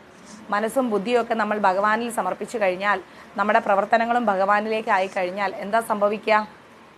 നേരെ നമ്മളെ ഭഗവാനിലേക്ക് അങ്ങ് എത്തിക്കും. നേരെ ഭഗവാനിലേക്ക് അങ്ങ് കണക്റ്റാക്കും. യാതൊരു സംശയവും അതിലില്ല. ആ ജീവിതമേ നിലനിൽക്കൂ, അല്ലാത്ത ഒരു ജീവിതവും നിലനിൽക്കില്ല. മനസ്സ് കൃഷ്ണസേവനത്തിൽ മുഴുകിയാൽ ഇന്ദ്രിയങ്ങളും തനിയെ തന്നെ കൃഷ്ണസേവനത്തിൽ മുഴുകും, അല്ലേ? നമ്മളെ മനസ്സിൽ എന്താണോ അതാണ് പുറമെ വരുന്നത്. അതുകൊണ്ടാണ് ആളുകൾ പറയുന്നത് മനസ്സ് മുഖം മനസ്സിൻ്റെ കണ്ണാടി എന്ന് പറയാറില്ലേ? കാരണം എന്താണ്? മനസ്സിൽ എന്തുണ്ടോ അതാണ് മുഖത്ത് വരുന്നത്. മനസ്സിലായില്ലേ? മനസ്സിൽ എന്തുണ്ടോ അതാണ് മുഖത്ത് വരുന്നത്. മുഖം മനസ്സിൻ്റെ കണ്ണാടി എന്ന് പറയും. അതാണ് നമ്മുടെ പ്രവൃത്തിയിലും വരുന്നത്. അതാണ് നമ്മുടെ പ്രവൃത്തികളിലും സംഭവിക്കുന്നത്. അപ്പോൾ എപ്പോഴും നമ്മൾ മനസ്സിലാക്കുക, നമ്മുടെ ജീവിതത്തിൽ നമ്മൾ എന്താണോ മനസ്സിൽ ചിന്തിക്കുന്നത്, എന്താണോ ബുദ്ധി കൊണ്ട് നമ്മൾ ചെയ്യുന്നത്, അതാണ് നമ്മുടെ പ്രവൃത്തിയിൽ ഉണ്ടാവുക. അതുകൊണ്ട് നമ്മൾ നിയന്ത്രിക്കേണ്ടത് പ്രവൃത്തിയെ അല്ല. 256 കേട്ടോ ഷെയറിങ്. നമുക്ക് 800 ആണേ. മാക്സിമം എല്ലാവരും ഷെയർ ചെയ്യുക. അതാണ് കിച്ചൂട്ടനും രാധാറാണിയും തിരിച്ചു വരുമ്പോൾ അവർക്ക് കൊടുക്കാനുള്ള ഗിഫ്റ്റ്. അപ്പോൾ നമ്മുടെ മനസ്സ് എന്താണോ നമ്മുടെ മനസ്സിൽ ഉള്ളത് അതേ നമ്മുടെ ബോഡിയിൽ റിഫ്ലക്റ്റ് ചെയ്യും. നമ്മുടെ ബോഡി പ്രവർത്തിക്കുന്നതും അതായിരിക്കും. അപ്പോൾ മനസ്സിൽ എന്ത് ചെയ്യണം? നമ്മൾ ഈശ്വരനെ കുടിയിരുത്തണം. എന്നിട്ട് നമ്മൾ ചെയ്യുന്ന പ്രവൃത്തികളെല്ലാം ബുദ്ധിയിൽ ഭഗവാനുമായിട്ട് കണക്റ്റ് ആക്കണം. അങ്ങനെ നമുക്ക് എന്ത് ചെയ്യാൻ പറ്റും? നമ്മുടെ പ്രവൃത്തികളെല്ലാം ഭഗവാനുമായി കണക്റ്റ് ആയിട്ടുള്ള പ്രവൃത്തികളായി മാറും. ഇപ്പോഴാണല്ലേ നോട്ടിഫിക്കേഷൻ വന്നത്. മനസ്സ് കൃഷ്ണ സേവനത്തിൽ മുഴുകിയാൽ ഇന്ദ്രിയങ്ങളും തനിയെ ആ സേവനത്തിലേക്ക് തന്നെ മാറും. ഇതാണ് കല. മനസ്സിലായി? ഇതിനെയാണ് കല എന്ന് പറയുന്നത്. മനസ്സിലുള്ളതേ നമ്മുടെ ബോഡിയിൽ വരും. ഇപ്പം ഞാനിപ്പോൾ ഡാൻസ് പഠിച്ചു. എൻ്റെ മനസ്സിൽ ആ നൃത്തത്തിൻ്റെ ഓരോരോ സ്റ്റെപ്പുകളുണ്ട്. ആ സ്റ്റെപ്പുകളാണ് എൻ്റെ കൈകളിലൂടെയും എൻ്റെ കാലുകളിലൂടെയൊക്കെ പുറത്ത് വരുന്നത്. അല്ലാതെ എൻ്റെ കൈയും കാലും പഠിച്ചു വെച്ച കാര്യമല്ല. ഞാൻ ഡാൻസ് പഠിക്കുന്ന സമയത്ത് എൻ്റെ മനസ്സിൽ ഞാൻ കോൺസെൻട്രേഷൻ കൊടുത്തിട്ടില്ലെങ്കിൽ ഒരിക്കലും എനിക്ക് ആ മുദ്രകളെ എനിക്ക് കൈകാര്യം ചെയ്യാൻ പറ്റില്ല. ഒരിക്കലും എനിക്ക് പെർഫോം ചെയ്യാൻ പറ്റില്ല. അതേസമയം എൻ്റെ മനസ്സിൽ എൻ്റെ മനസ്സിൽ ആ മുദ്രകൾ ഉണ്ടെങ്കിൽ എൻ്റെ കയ്യിലും കാലിലും ഒക്കെ എല്ലായിടത്തും ആ മുദ്രകൾ ഓട്ടോമാറ്റിക്കലി വരും. ഭാവങ്ങളും എല്ലാം മിന്നിമറയും. അപ്പം നമ്മളുടെ മനസ്സിലാണ് എന്ത് വേണ്ടത്? നമ്മുടെ മനസ്സിലാണ് എന്ത് വേണ്ടത്? എല്ലാ കാര്യങ്ങളും മനസ്സിലാണ് വേണ്ടത്. പിന്നെന്താ പറയുന്നത് വെച്ച് കഴിഞ്ഞാൽ, കൃഷ്ണസ്മരണയിൽ പരിപൂർണമായിട്ട് മുഴുകിച്ചേരുന്ന ഈ അവസ്ഥയാണ് കല എന്ന് പറയുന്നത്. കൃഷ്ണസേവനത്തിൽ പരിപൂർണമായി മുഴുകിച്ചേരുന്ന അവസ്ഥയാണ് കല എന്ന് പറയുന്നത്. മാതാജി കിച്ചൂട്ടൻ ഗുരുവായൂരാണ്. ഒരു റിഫ്രഷ്മെൻറ്റിന് പോയിരിക്കുകയാണ്. എവറി 6 months അവർക്ക് കുറച്ച് സമയം കൊടുക്കും. നമ്മളെല്ലാവരും അവരോടല്ലേ പ്രാർത്ഥിക്കുന്നത്.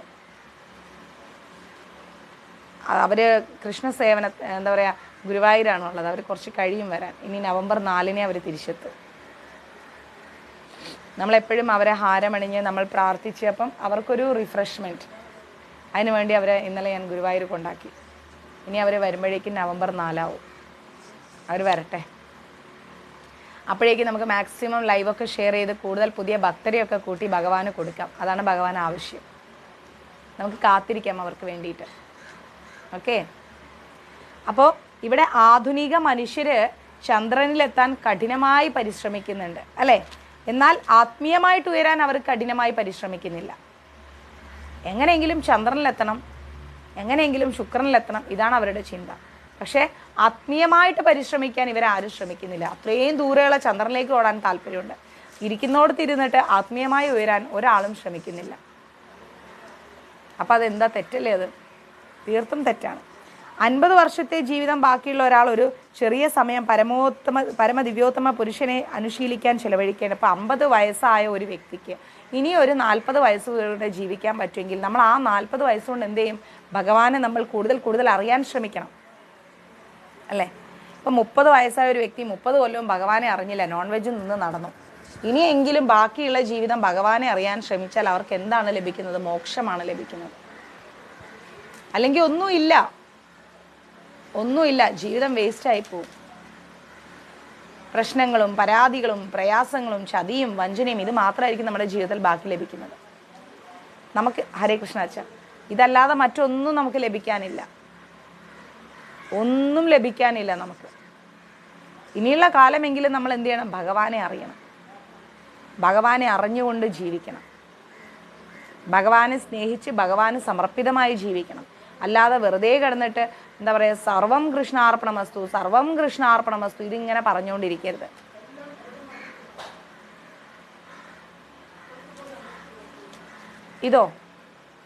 ഇത് നമ്മുടെ മഞ്ചരീസിലുണ്ടല്ലോ, ഈ മാല വന്നിട്ടുണ്ട്. പുതിയ തുളസിയുടെ കണ്ടിമാല, തുളസി കെട്ടിച്ചത് വന്നിട്ടുണ്ട്. ആവശ്യമുള്ളവർക്ക് ഓർഡർ ചെയ്യാം. വിളിക്കണ്ട, ഓർഡർ ചെയ്താൽ മതി. അതാണ് എനിക്ക് എഴുതിയെടുക്കാൻ എളുപ്പം. വാട്സപ്പിലൊരു മെസ്സേജ് തരിക. ലോക്കറ്റ് ഇല്ല. ലോക്കറ്റ് എനിക്ക് കുറേ തലമുറകൾ കൈമാറ്റം ചെയ്തു വന്ന ശ്രീയന്ത്രമാണ്. കൃഷ്ണൻ്റെ ലോക്കറ്റ് വന്നിട്ടുണ്ട്. ഇത് മഞ്ചരീസിൽ വന്നു. ഈ തുളസിമാല ഒറ്റ ലെയറിൽ നമുക്കിടാലോ. അതാകുമ്പോൾ നമുക്ക് എപ്പോഴും ഇങ്ങനെ ഈ കൊളുത്തൂരണ്ട, അതുപോലെ വേറെ ഇതാവില്ല. ഇതാകുമ്പോൾ നമുക്ക് തുളസിയുടെ മാല നമ്മൾ കഴുത്തിലിട്ടിട്ടുണ്ട്, കണ്ടില്ലേ? ഒരു ചെയിൻ പോലെ തന്നെ നമുക്ക് യൂസ് ചെയ്യാൻ പറ്റും. വന്നിട്ടുണ്ട് മഞ്ചരീസിൽ. ആവശ്യക്കാർ മഞ്ചരീസിലേക്ക് മെസ്സേജ് ചെയ്തോളൂ. അപ്പോൾ നമ്മുടെ ആധുനിക മനുഷ്യർ എന്താ ചെയ്യുന്നത്? നേരെ ചന്ദ്രനിലെത്തണം എന്നാണ് ആഗ്രഹിക്കുന്നത്. പക്ഷേ ആത്മീയമായിട്ട് ഉയരണമെന്ന് ഒട്ടും അവരാഗ്രഹിക്കുന്നില്ല, ഇത്തിരി പോലും അവരാഗ്രഹിക്കുന്നില്ല. അതാണ് ഇവിടുത്തെ പ്രശ്നം. 50 വർഷം ബാക്കിയുണ്ടെങ്കിൽ ഈ 50 വർഷത്തിൽ ഒരു 5 കൊല്ലമെങ്കിലും ഒന്ന് ഭഗവാനെ അറിഞ്ഞിരുന്നെങ്കിൽ ആ ഒരു ജന്മം ഇനിയും ഒരു ശരീരം എടുക്കേണ്ട ഗതികേട് വരില്ല. എന്താ പറയുന്നത്? ശ്രവണം കീർത്തനം വിഷ്ണു സ്മരണം പാദസേവനം അർച്ചനം വന്ദനം ദാസ്യം സഖ്യാത്മനിവേദനം. ശ്രീമദ് ഭാഗവതത്തിൽ പറയുന്ന കാര്യമാണത്.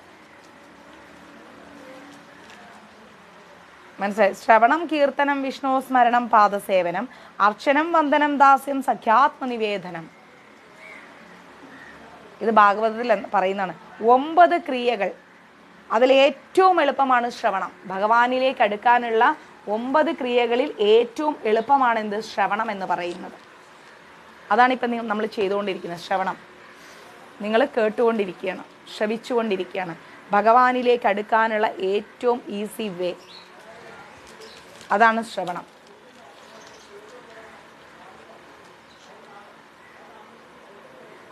നമ്മൾ ഭഗവത്ഗീത ശ്രവിക്കുമ്പോൾ ആ വ്യക്തിയെ ഭഗവാനിൻ്റെ അതാ വ്യക്തിയുടെ ചിന്തകളെ, അതായത് ഇപ്പം ഞാൻ ഭഗവത്ഗീത നമ്മളിപ്പോൾ കേട്ടുകൊണ്ടിരിക്കുകയാണ് അല്ലേ, അപ്പോൾ ആ നമ്മുടെ ചിന്തകളെ പരമപുരുഷനിലേക്ക് നമ്മളെ തിരിച്ചുവിടും, ഭഗവാനിലേക്ക് നമ്മളെ തിരിച്ചു വിട്ടുകൊണ്ടിരിക്കും. യാതൊരു സംശയവും ഇല്ല. അതാണ് ശ്രവണത്തിൻ്റെ പ്രത്യേകത. ഇത് പരമപുരുഷ സ്മരണയിലേക്ക് നയിച്ച് ഒരാളെ ശരീരത്യാഗാനന്തരം ആത്മീയ ശരീരപ്രാപ്തിക്ക് അർഹനാക്കും. അങ്ങനെ ഭഗവാനെക്കുറിച്ച് കേട്ട് ഭഗവാനെക്കുറിച്ച് ചിന്തിച്ച് ജീവിക്കുന്ന ഒരു വ്യക്തിക്ക് എന്താ ലഭിക്കുക? നമ്മളെ ഈ ജന്മം കഴിയുമ്പോൾ എന്താ ഉണ്ടാവുക? നേരെ ഭഗവാനിലേക്ക് നമ്മളെ കണക്റ്റ് ആക്കും. എന്നിട്ട് നമുക്ക് അവിടെ ഒരു ആത്മീയ ശരീരം നൽകും. മനസ്സിലായി? ഒരു ആത്മീയ ശരീരം നമുക്ക് നൽകും. അതാണ് നമുക്ക് ലഭിക്കുക. പിന്നെന്താ പറയുന്നത്? ആത്മീയ ശരീരപ്രാപ്തിക്ക് അർഹനാക്കും ആ വ്യക്തിയെ. അങ്ങനെ ഒരു ആത്മീയ ശരീരം നമുക്ക് ലഭിക്കാനുള്ള ഒരു അർഹത അത് നമുക്ക് ലഭിക്കും. അല്ലെങ്കിൽ നമുക്കൊന്നുമില്ല, നമ്മൾ വീണ്ടും ഇവിടെ ഉറുമ്പായും പാറ്റയായും പുഴുവായിട്ടൊക്കെ ജനിക്കേണ്ടി വരും. ഞാൻ കഴിഞ്ഞ ക്ലാസ്സിൽ പറഞ്ഞതുപോലെ നമ്മുടെ വീട്ടിൽ ഇപ്പോൾ ഒരു വ്യക്തി മരിച്ചു, നമ്മൾ ഉടനെ അവരെ ഫോട്ടോ ഒക്കെ എടുത്ത് വെച്ച് ആ ഫോട്ടോയ്ക്ക് ചന്ദനത്തിരിയും വിളക്കും കാണിച്ച് മാലയൊക്കെ ഇട്ട് നമ്മളങ്ങ് സർവാരാധന നടത്തും. പക്ഷെ ആ വ്യക്തിയുടെ കയ്യിലിരിപ്പ് പോലെ ആ വ്യക്തി ഒരു ഉറുമ്പായിട്ടായിരിക്കും അടുത്ത ജന്മം ജനിക്കുക. ആ ഉറുമ്പ് നമ്മുടെ വീട് തേടി വരും. നമ്മൾ ഉടനെ എന്താ ചെയ്യുക? ചൂലെടുത്ത് അടിച്ചു വാരി പുറത്താക്കും. ആ ഉറുമ്പിൻ്റെ ഉള്ളിലും ഒരു ആത്മാവുണ്ട്. ആ ആത്മാവ് നമ്മുടെ വീട്ടിൽ ജീവിച്ചിരുന്ന വ്യക്തിയാണോ അല്ലേന്ന് നമുക്ക് എങ്ങനെ പറയാൻ കഴിയും? എന്നാലോചിച്ച് നോക്കി, എങ്ങനെ പറയാൻ കഴിയും? ഒരു കാക്കയായിട്ടും പൂച്ചയായിട്ടൊക്കെ നമ്മുടെ മുമ്പിൽ വരുന്നത് എത്രയോ ജന്മങ്ങളിൽ നിന്ന് ജന്മങ്ങളെടുത്ത വ്യക്തികളാണ്. ആലോചിച്ച് നോക്കണം. ഒരിക്കലും നമുക്ക് പറയാൻ കഴിയില്ല നമ്മുടെ അടുത്ത ജന്മം എന്താണെന്നുള്ളത്. അത് ഭഗവാൻ അറിയാം. നമ്മൾ എന്താണോ പ്രവർത്തികൾ ചെയ്തിരിക്കുന്നത്, വാക്ക്, നാക്ക്, മൂക്ക്, കണ്ണ്, പ്രവൃത്തി, അങ്ങനെ എന്തെല്ലാം പ്രവൃത്തികൾ നമ്മൾ ചെയ്തോ അതിനെ അടിസ്ഥാനപ്പെടുത്തിയാണ് അടുത്ത ജന്മം. ഷഷ്ടി ആയതുകൊണ്ട് മാതാജി നമ്മൾ അരിയാഹാരം, ധാന്യങ്ങൾ അതൊന്നും കഴിക്കാൻ പാടില്ല. അരിയാഹാരവും ധാന്യം നമ്മൾ ഏകാദശി എടുക്കുന്ന പോലെ തന്നെ. അങ്ങനെയാണ് നമ്മൾ എന്ത് ചെയ്യേണ്ടത്? ഭഗവാനുമായി കണക്റ്റ് ആവേണ്ടത് അല്ലേ? ആത്മീയ ശരീരപ്രാപ്തി, ഭഗവാന്റെ അടുത്ത് നമുക്ക് എന്താ പറയാ, ഇങ്ങനെ ഒരു ശരീരപ്രാപ്തി മെസ്സേജ് ഇട്ടുള്ളൂ സംഗീത മാതാജി, ഞാൻ ആഡ് ചെയ്യാം. ആത്മീയമായിരിക്കുന്ന ഒരു ശരീരം നമുക്ക് ലഭിക്കണമെങ്കിൽ നമുക്ക് എന്ത് വേണം? ഭഗവാനുമായിട്ടൊരു കണക്ഷൻ വേണം. ആ കണക്ഷനിലൂടെ മാത്രമേ നമുക്ക് മുന്നോട്ട് പോകാൻ പറ്റൂ. അല്ലേ പറ്റില്ല, അല്ലേ ഒരിക്കലും പറ്റില്ല. നമുക്കൊന്നും കിട്ടില്ല. നമ്മൾ വീണ്ടും ദുരിതപ്പെട്ടു പോകും. ഭഗവാൻ പറയുന്നു, അഭ്യാസയോഗയുക്തേന ചേതാസാനന്യമാനിഗാമിന പരമം പുരുഷം ദിവ്യം യാധി പാർത്ഥാനുചിന്തയിൻ എന്ന് വെച്ചാൽ പരമദിവ്യോത്തമ പുരുഷനുമായിട്ട് എന്നെ ധ്യാനിക്കുന്നവൻ, മത്സരസ്മരണയിൽ നിരന്തരം വ്യാപൃതമായിരിക്കുന്ന മനസ്സോടു കൂടിയിരിക്കുന്നവൻ, പദഭ്രഷ്ടനാകാതെ അർജുന തീർച്ചയായും എന്നെ പ്രാപിക്കുന്നു. അതായത് നമ്മൾ ഭഗവാനെ തന്നെ നമ്മൾ സ്മരിച്ചുകൊണ്ടിരിക്കുക.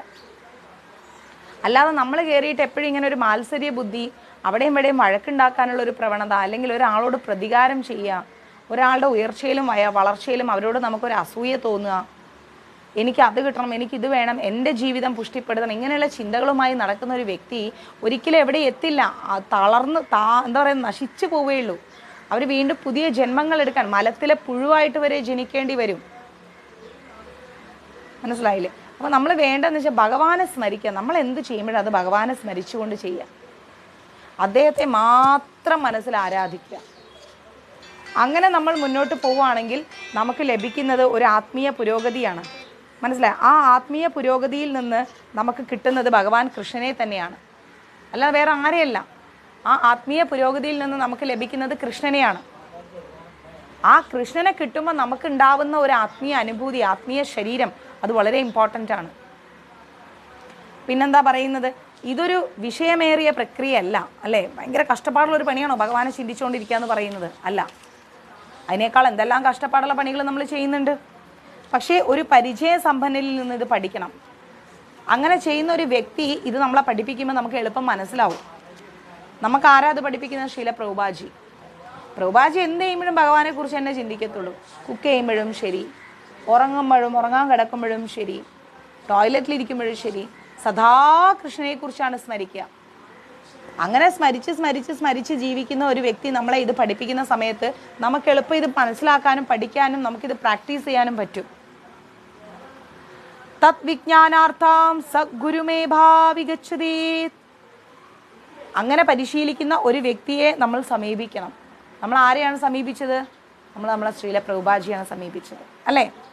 മനസ്സെപ്പോഴും അവിടേക്കും ഇവിടേക്കും പായുകയാണ്, ശരിയല്ലേ?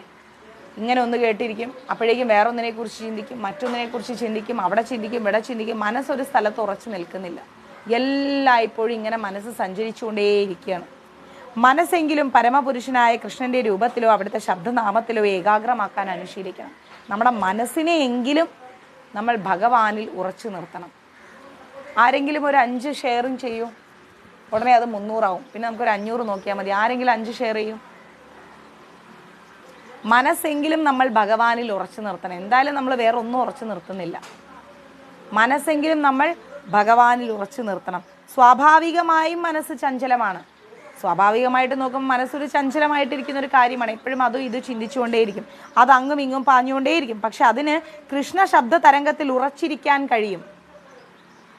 മനസ്സിന് കൃഷ്ണ ശബ്ദ തരംഗത്തിൽ, അതായത് ഗീത, ഭാഗവതം, അങ്ങനെയുള്ള ഭഗവാനുമായി ബന്ധപ്പെട്ട നാമങ്ങൾ, ഇതിലെല്ലാം മനസ്സിന് ഉറച്ചിരിക്കാൻ കഴിയും. നമുക്ക് മനസ്സിലാവില്ല അത്. എവിടെ ഭഗവാന്റെ ഒരു രൂപം കണ്ടാലും നമ്മൾ ഒരു സെക്കൻഡ് ഒന്ന് നോക്കും അല്ലേ? എവിടെ ഭഗവാന്റെ കീർത്തനം കേട്ടാലും നമ്മളിങ്ങനെ ശ്രദ്ധിക്കും. ഭഗവാന്റെ കാര്യങ്ങൾ പറയുമ്പോഴും നമ്മൾ ശ്രദ്ധിക്കും. മനസ്സിന് ഉറച്ചിരിക്കാൻ പറ്റുന്നുണ്ട്. അതുകൊണ്ട് ആത്മീയ സാമ്രാജ്യത്തിൽ, ആത്മീയ വ്യോമത്തിലുള്ള പരമദിവ്യോത്തമ പുരുഷനെ ധ്യാനിച്ച്, അതായത് ആത്മീയ സാമ്രാജ്യം ആ ലോകത്ത്, ഗോലോകം, അവിടെയുള്ള ഭഗവാനെ ധ്യാനിച്ച് ഭഗവാനെ നമ്മൾ പ്രാപിക്കണം. അതാണ് വേണ്ടത്.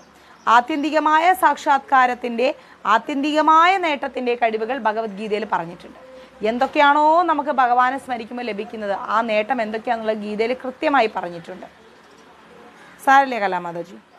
വിജ്ഞാനത്തിൻ്റെ ആ കവാടങ്ങൾ ആർക്കു മുമ്പിലും തുറന്നു കിടക്കാണ്. ഈ ഒരു ഗീത എന്ന് പറയുന്ന മഹത് ഗ്രന്ഥത്തിൻ്റെ കവാടം, ഗേറ്റ് എല്ലാവരും മുമ്പിലും തുറന്നു കിടക്കാണ്. നമ്മൾ തീരുമാനിക്കണം ആ വാതിലൂടെ കയറണോ വേണ്ടേന്ന്. ഗീത എന്ന് പറയുന്ന വാതിലൂടെ കയറണോ വേണ്ടേന്ന് നമ്മൾ തീരുമാനിക്കണം. ഒരാളെയും കൃഷ്ണൻ വിലക്കിയിട്ടില്ല ഗീത കേൾക്കണ്ടെന്നും പറഞ്ഞിട്ട്. Okay Suja Mataji, thank you. ഒരാളെയും വിലക്കിയിട്ടില്ല ഭഗവാനിലേക്ക് അടുക്കുന്നത്. ഏത് വർഗത്തിൽപ്പെട്ടവർക്കും ഭഗവാൻ കൃഷ്ണനെ നല്ല രീതിയിൽ സ്മരിക്കാനും സമീപിക്കാനും കഴിയും. ഏത് ജാതിയിൽപ്പെട്ടവനായാലും ശരി, ഏത് വർഗത്തിൽപ്പെട്ടവനാണെങ്കിലും ശരി. കാരണം അത് ശ്രവണമോ തസ്മരണമോ ഏവർക്കും സുസാധ്യമത്രേ. ആർക്കും കഴിയും, ശ്രവിക്കാനും കഴിയും, സ്മരിക്കാനും കഴിയും. Thank you Sushila Mataji. ആർക്കും സാധിക്കും. ഭഗവാൻ വീണ്ടും പറയാണ്, മാം ഹി പാർത്ഥാവ്യാവശ്രിത യേ പീസുപ്പായോനയഃ സ്ത്രീയോ വൈശാസ്ത്യതാ ശൂദ്രാസ്തോപി യാന്തി പരാം ഗതി കിം പുനർബ്രാഹ്മണ പുണ്യാ ഭക്ത രാജർഷയസ്തദാ അനിത്യാമസുഖം ലോകമിമം പ്രാപ്യ ഭജസ്വമാം. എന്ന് വെച്ചാൽ അങ്ങനെ ഒരു കച്ചവടക്കാരനോ ഇനി ഏതെങ്കിലും അധപ്പതിച്ച സ്ത്രീയോ തൊഴിലാളിയോ ജീവിതത്തിൽ ഏറ്റവും താഴ്ന്നു കിടക്കുന്ന ഒരു വ്യക്തിയോ മനുഷ്യജീവിക്കോ ആർക്ക് വേണമെങ്കിലും ഭഗവാനെ സ്മരിക്കാൻ കഴിയും, ഭഗവാനിലേക്ക് അടുക്കാൻ കഴിയും. കാരണം ഇവരൊക്കെ ഭഗവാന് തുല്യരാണ്. ഒരു തെരുവിൽ കിടക്കുന്ന ഒരു വ്യക്തിയായാലും ശരി, ആ വ്യക്തിക്കും ഭഗവാൻ ഇമ്പോർട്ടൻ്റ് ആണ്, ഭഗവാൻ തുല്യനാണ്. അതുകൊണ്ട് നമുക്ക് ഒരു ജീവാത്മാവിനെയും ദ്രോഹിക്കാനോ വേദനിപ്പിക്കാനുള്ള അധികാരമില്ല. ഒരു ജീവിയായി പിറന്ന വ്യക്തിയെയും ജീവജാലങ്ങളെയും വേദനിപ്പിക്കാനും ദ്രോഹിക്കാനുമുള്ള അധികാരം നമുക്കില്ല. അവരുടെ മനസ്സ് വേദനിച്ചാൽ നമ്മൾ ഉത്തരം പറയേണ്ടി വരും ഭഗവാനോട്. അത് നമ്മുടെ ജീവിതത്തിലൊരു തീരാ ശാപമായി മാറും. അതുകൊണ്ട് നമ്മൾ എന്ത് ചെയ്യുക? നമ്മൾ ഏറ്റവും കഴിയുന്നത് ക്ഷമിക്കുക. ക്ഷമിച്ച് നമ്മൾ മുന്നോട്ട് പോവുക. കാരണം എന്താ, ഇവിടെ ഇവർക്കൊക്കെ പരമപുരുഷനെ പ്രാപിക്കാൻ കഴിയില്ല. അതൊരു ബ്രാഹ്മണന് മാത്രമല്ല പരമപുരുഷനെ പ്രാപിക്കാൻ കഴിയുന്നത്. എല്ലാ ജീവജാലങ്ങൾക്കും ജീവാത്മാക്കൾക്കും പരമപുരുഷനെ പ്രാപിക്കാൻ കഴിയും. കാര്യം എന്താണ് അങ്ങനെ പ്രാപിക്കാൻ കഴിയുന്ന കാര്യം? ഭക്തിയോഗത്തിലെ തത്വങ്ങൾ അംഗീകരിച്ച് ഭഗവാനെ ജീവിതത്തിൻ്റെ ആത്യന്തിക ലക്ഷ്യമാക്കിയെടുക്കുന്ന ഒരാൾക്ക് ആത്മീയ ആകാശത്തിലിരിക്കുന്ന ഭഗവാനെ പ്രാപിക്കാൻ കഴിയും. ഭഗവാൻ എന്താണോ പറയുന്നത് ഭഗവാനെ സ്മരിക്കുക, അതനുസരിക്കുക. അതുപോലെ തന്നെ നമ്മൾ എന്ത് ചെയ്യുക? എല്ലാ ജോലി ചെയ്യുമ്പോഴും ഭഗവാനെ സ്മരിച്ചുകൊണ്ട് ചെയ്യുക. അങ്ങനെ ചെയ്തു കഴിഞ്ഞാൽ, താങ്ക് യു ശർമ്മള മാതാജി, അങ്ങനെ ചെയ്തു കഴിഞ്ഞാൽ എന്താ ലഭിക്കുക? ഭഗവാനെ നമുക്ക് ലഭിക്കും. ഭഗവാനുമായിട്ടൊരു കണക്ഷൻ കിട്ടും. ഭഗവത്ഗീതയിൽ കൊടുത്തിരിക്കുന്ന തത്വങ്ങളെ സ്വീകരിക്കുന്ന ആൾക്ക് ജീവിതം പൂർണ്ണമാക്കാനും ജീവിത പ്രശ്നങ്ങൾക്ക് ശാശ്വതമായ പരിഹാരം ഉണ്ടാക്കാനും കഴിയും. ഒരു ജ്യോതിഷൻ്റെ അടുത്തും പോണ്ട. ഭഗവത്ഗീതയിൽ പറഞ്ഞിരിക്കുന്ന കാര്യങ്ങൾ അതുപോലെ ജീവിതത്തിൽ പകർത്തുകയാണെങ്കിൽ എന്താ ലഭിക്കുക? ജീവിതത്തിലെ സകല പ്രശ്നങ്ങളെയും നമുക്ക് മാറ്റിയെടുക്കാൻ പറ്റും. എല്ലാ പ്രശ്നങ്ങളെയും മാറ്റിയെടുക്കാൻ പറ്റും. ഭഗവത്ഗീത പൊരുൾ എന്ന് പറഞ്ഞാൽ ഇതാണ്. എന്താണ് പൊരുള്? ചുരുക്കത്തിൽ ഭഗവത്ഗീത എന്ന് പറഞ്ഞാൽ ഒരു അതീന്ദ്രിയ സാഹിത്യമാണ്. Thank you ശിവമാതാജി. ഒരു അതീന്ദ്രിയ സാഹിത്യമാണ്. നമുക്കൊരിക്കലും മനസ്സിലാക്കാൻ പറ്റാത്ത, ശ്രമിക്കുന്തോറും കുറേ കാര്യങ്ങളുള്ള ഒരു മഹത് ഗ്രന്ഥമാണ് ഗീത എന്ന് പറയുന്നത്. അത് വളരെ ശ്രദ്ധയോടുകൂടി നമ്മൾ കൈകാര്യം ചെയ്യണം. ഗീതാശാസ്ത്രമിതം പുണ്യം യപ്പടേത് പ്രയഥാ പുമാൻ. ഭഗവത്ഗീതയുടെ നിർദ്ദേശങ്ങൾ വേണ്ട രീതിയിൽ നമ്മൾ ഫോളോ ചെയ്താൽ, പിന്തുടർന്നാൽ ജീവിതത്തിലെ എല്ലാ ദുരിതങ്ങളിൽ നിന്നും ഉത്കണ്ഠകളിൽ നിന്നൊക്കെ നമുക്ക് രക്ഷപ്പെടാൻ പറ്റും.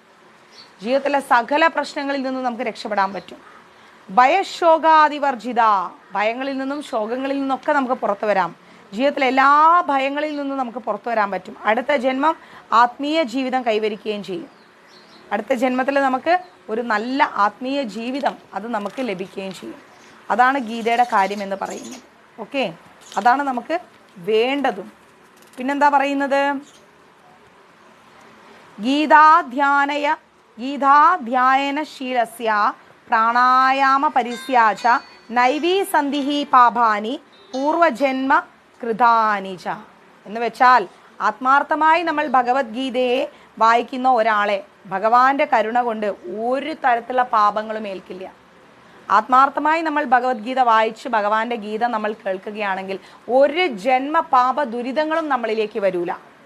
അത് ഗീതാ മഹാത്മ്യത്തിൽ പറഞ്ഞിട്ടുള്ള കാര്യമാണ്. ഭഗവത്ഗീതയുടെ അവസാന ഭാഗത്ത്, ഏറ്റവും ലാസ്റ്റ് ഭാഗത്തിൽ ഭഗവാൻ പറയുന്നൊരു വാക്കുണ്ട്. എന്താണ്? നമ്മൾ ഒരുപാട് പ്രശ്നങ്ങൾ ജീവിതത്തിൽ സഹിക്കുന്നുണ്ട്. അതിനെല്ലാം ഒരു ശാശ്വതമായ പരിഹാരമാണ് ഭഗവത്ഗീത ശ്രവിക്കുക എന്നുള്ളത്. മനസ്സിലായില്ലേ? ഭഗവത്ഗീത ശ്രവിക്കുക എന്നുള്ളത് ശാശ്വതമായിട്ടുള്ളൊരു പരിഹാരമാണ്. എത്ര പ്രശ്നങ്ങൾ നമുക്കുണ്ടെങ്കിലും എത്ര ജന്മ ദുരിതങ്ങൾ ഉണ്ടെങ്കിലും ശരി, നമുക്കതിൽ നിന്നെല്ലാം മോചനം നേടാൻ പറ്റും ഭഗവത്ഗീത നമ്മൾ ശ്രവിച്ചാൽ. ഭഗവത്ഗീതയുടെ അവസാന ഭാഗത്ത് ഭഗവാൻ പറയുന്നുണ്ട്, സർവധർമാൻ പരിത്യജ്യ മാമേകം ശരണം വ്രജ അഹം ത്വാ സർവപാപോഭ്യ മോക്ഷയിഷ്യാമി മാ ശുച. എന്ന് പറഞ്ഞാൽ എല്ലാ തരത്തിലുള്ള മതങ്ങളെയും ഉപേക്ഷിച്ച് എന്നിൽ ശരണം പ്രാപിക്കുക. നീ ക്രിസ്ത്യൻ ആയിക്കോട്ടെ, മുസ്ലിം ആയിക്കോട്ടെ, ആരും ആയിക്കോട്ടെ, ഹിന്ദു ആയിക്കോട്ടെ, എന്താ പറയുക, അതിലുപരി ജൈനമതം സ്വീകരിച്ചോട്ടെ, ബുദ്ധമതം സ്വീകരിച്ചോട്ടെ, ഇതൊക്കെ ഉണ്ടായിക്കോട്ടെ, നീ എന്നിലേക്ക് ശരണം പ്രാപിക്കൂ. അയ്യോ, നമ്മുടെ ഈ ട്രൈപ്പോഡാണ് പ്രശ്നം. എന്നിലേക്ക് നീ ശരണം പ്രാപിക്കൂ, എനിക്കതാണ് വേണ്ടത്. ഭഗവാൻ പറയുന്നു, എന്നിലേക്ക് ശരണം പ്രാപിക്കൂ. അങ്ങനെ ഭഗവാനിലേക്ക് നമ്മൾ ശരണം പ്രാപിച്ചു കഴിഞ്ഞാൽ നമുക്ക് പിന്നെ ഒന്നിനെക്കുറിച്ച് ഓർത്ത് ദുഃഖിക്കേണ്ട കാര്യമില്ല. ഭഗവാൻ നമുക്ക് വേണ്ടതെല്ലാം നൽകും. ഞാൻ ഇന്ന് തന്നെ ഒരു ട്രൈപ്പോഡ് വാങ്ങുന്നുണ്ട്. ഭഗവാൻ നമ്മൾക്ക് വേണ്ടതെല്ലാം നൽകും. ഇല്ലെങ്കിൽ നമുക്ക് അങ്ങനെ ഇരിക്കേണ്ടി വരും. ഭഗവാനെ അറിയാതെ ഇരുന്നാൽ നമ്മൾ അങ്ങനെ ഇരിക്കേണ്ടി വരും. ഭയപ്പെടേണ്ട, ഭഗവാൻ പറയുന്നു, പേടിക്കണ്ട. അങ്ങനെ എന്നിലേക്ക് ആത്മസമർപ്പണം ചെയ്യുന്നവരുടെ എല്ലാ ഉത്തരവാദിത്വവും ഞാൻ ഏറ്റെടുക്കും. മനസ്സിലായില്ലേ? നമ്മൾ ഭഗവാനിലേക്ക് അടുക്കുകയാണെങ്കിൽ എല്ലാ ഉത്തരവാദിത്തങ്ങളും ഭഗവാൻ ഏറ്റെടുക്കും. അയാളെ പാപങ്ങളുടെ ഫലങ്ങളിൽ നിന്ന് മോചിപ്പിക്കുകയും ചെയ്യും. എല്ലാ ദുരിതങ്ങളിൽ നിന്ന് അയാളെ ഭഗവാൻ മോചിപ്പിക്കും. ഇല്ലെങ്കിൽ നമ്മൾ ഇങ്ങനെ ദുരിതപ്പെട്ട് ഇങ്ങനെ ജീവിക്കേണ്ടി വരും. ഏറ്റവും ബെസ്റ്റ് എന്ന് പറയുന്ന ഗീത കേൾക്കുക, ഭഗവാനിലേക്ക് അടുക്കുക, ഇത്രയും മതി. ഓക്കെ, ബാക്കി നമുക്ക് നാളെ എടുക്കാം. അത്യാവശ്യമായിട്ട് എനിക്കൊന്ന് പുറത്ത് പോകണം. വേഗം പോയി വേഗം വരാം. ഓക്കെ, ഹരേ കൃഷ്ണ. അപ്പം എല്ലാവരും മാക്സിമം ലൈവ് ഷെയർ ചെയ്യുക. എത്രത്തോളം ഷെയർ ചെയ്യാൻ പറ്റുമോ അത്രത്തോളം ഷെയർ ചെയ്യുക. മാക്സിമം ലൈവ് ഷെയർ ചെയ്യുക. എന്ത് കാര്യങ്ങളുണ്ടെങ്കിലും വാട്സപ്പിലേക്ക് മെസ്സേജ് ഇട്ടോളൂ. ഞാൻ കുറച്ച് മെസ്സേജാണ് നോക്കിക്കൊണ്ടിരിക്കുന്നത്. ആ മെസ്സേജുകൾക്കുള്ളിൽ ഞാൻ നിങ്ങൾക്ക് റിപ്ലൈ തരും. മാക്സിമം മെസ്സേജ് ചെയ്യുക. കോൾസ് ചെയ്ത് കഴിയുമ്പോഴത്തേക്ക് എനിക്ക് എടുക്കാൻ പറ്റാതെയാവും, ചിലപ്പോൾ ഞാൻ ഇവിടെ ഇല്ലാതെയാവും. അതുകൊണ്ടൊക്കെയാണ്. ഇന്ന് കൃഷ്ണയാമമുണ്ട്. ഓക്കെ, ഹരേ കൃഷ്ണ. സർവം കൃഷ്ണാർപ്പണമസ്തു. പ്രഭുപാദ് കി ജയ്, ഗുരു മഹാരാജ് കി ജയ്, രാധാ പവനപുരേഷൻ കി ജയ്. മാക്സിമം ഷെയർ ചെയ്യുക. കിച്ചൂട്ടനും രാധാറാണിയും വരുമ്പോഴേക്കും അവർക്ക് കൊടുക്കാനുള്ളത് നമുക്ക് ഷെയറിങ് മാത്രമാണ്. അതിലൂടെ പുതിയ ഭക്തരെയാണ്. ഹരേ കൃഷ്ണ.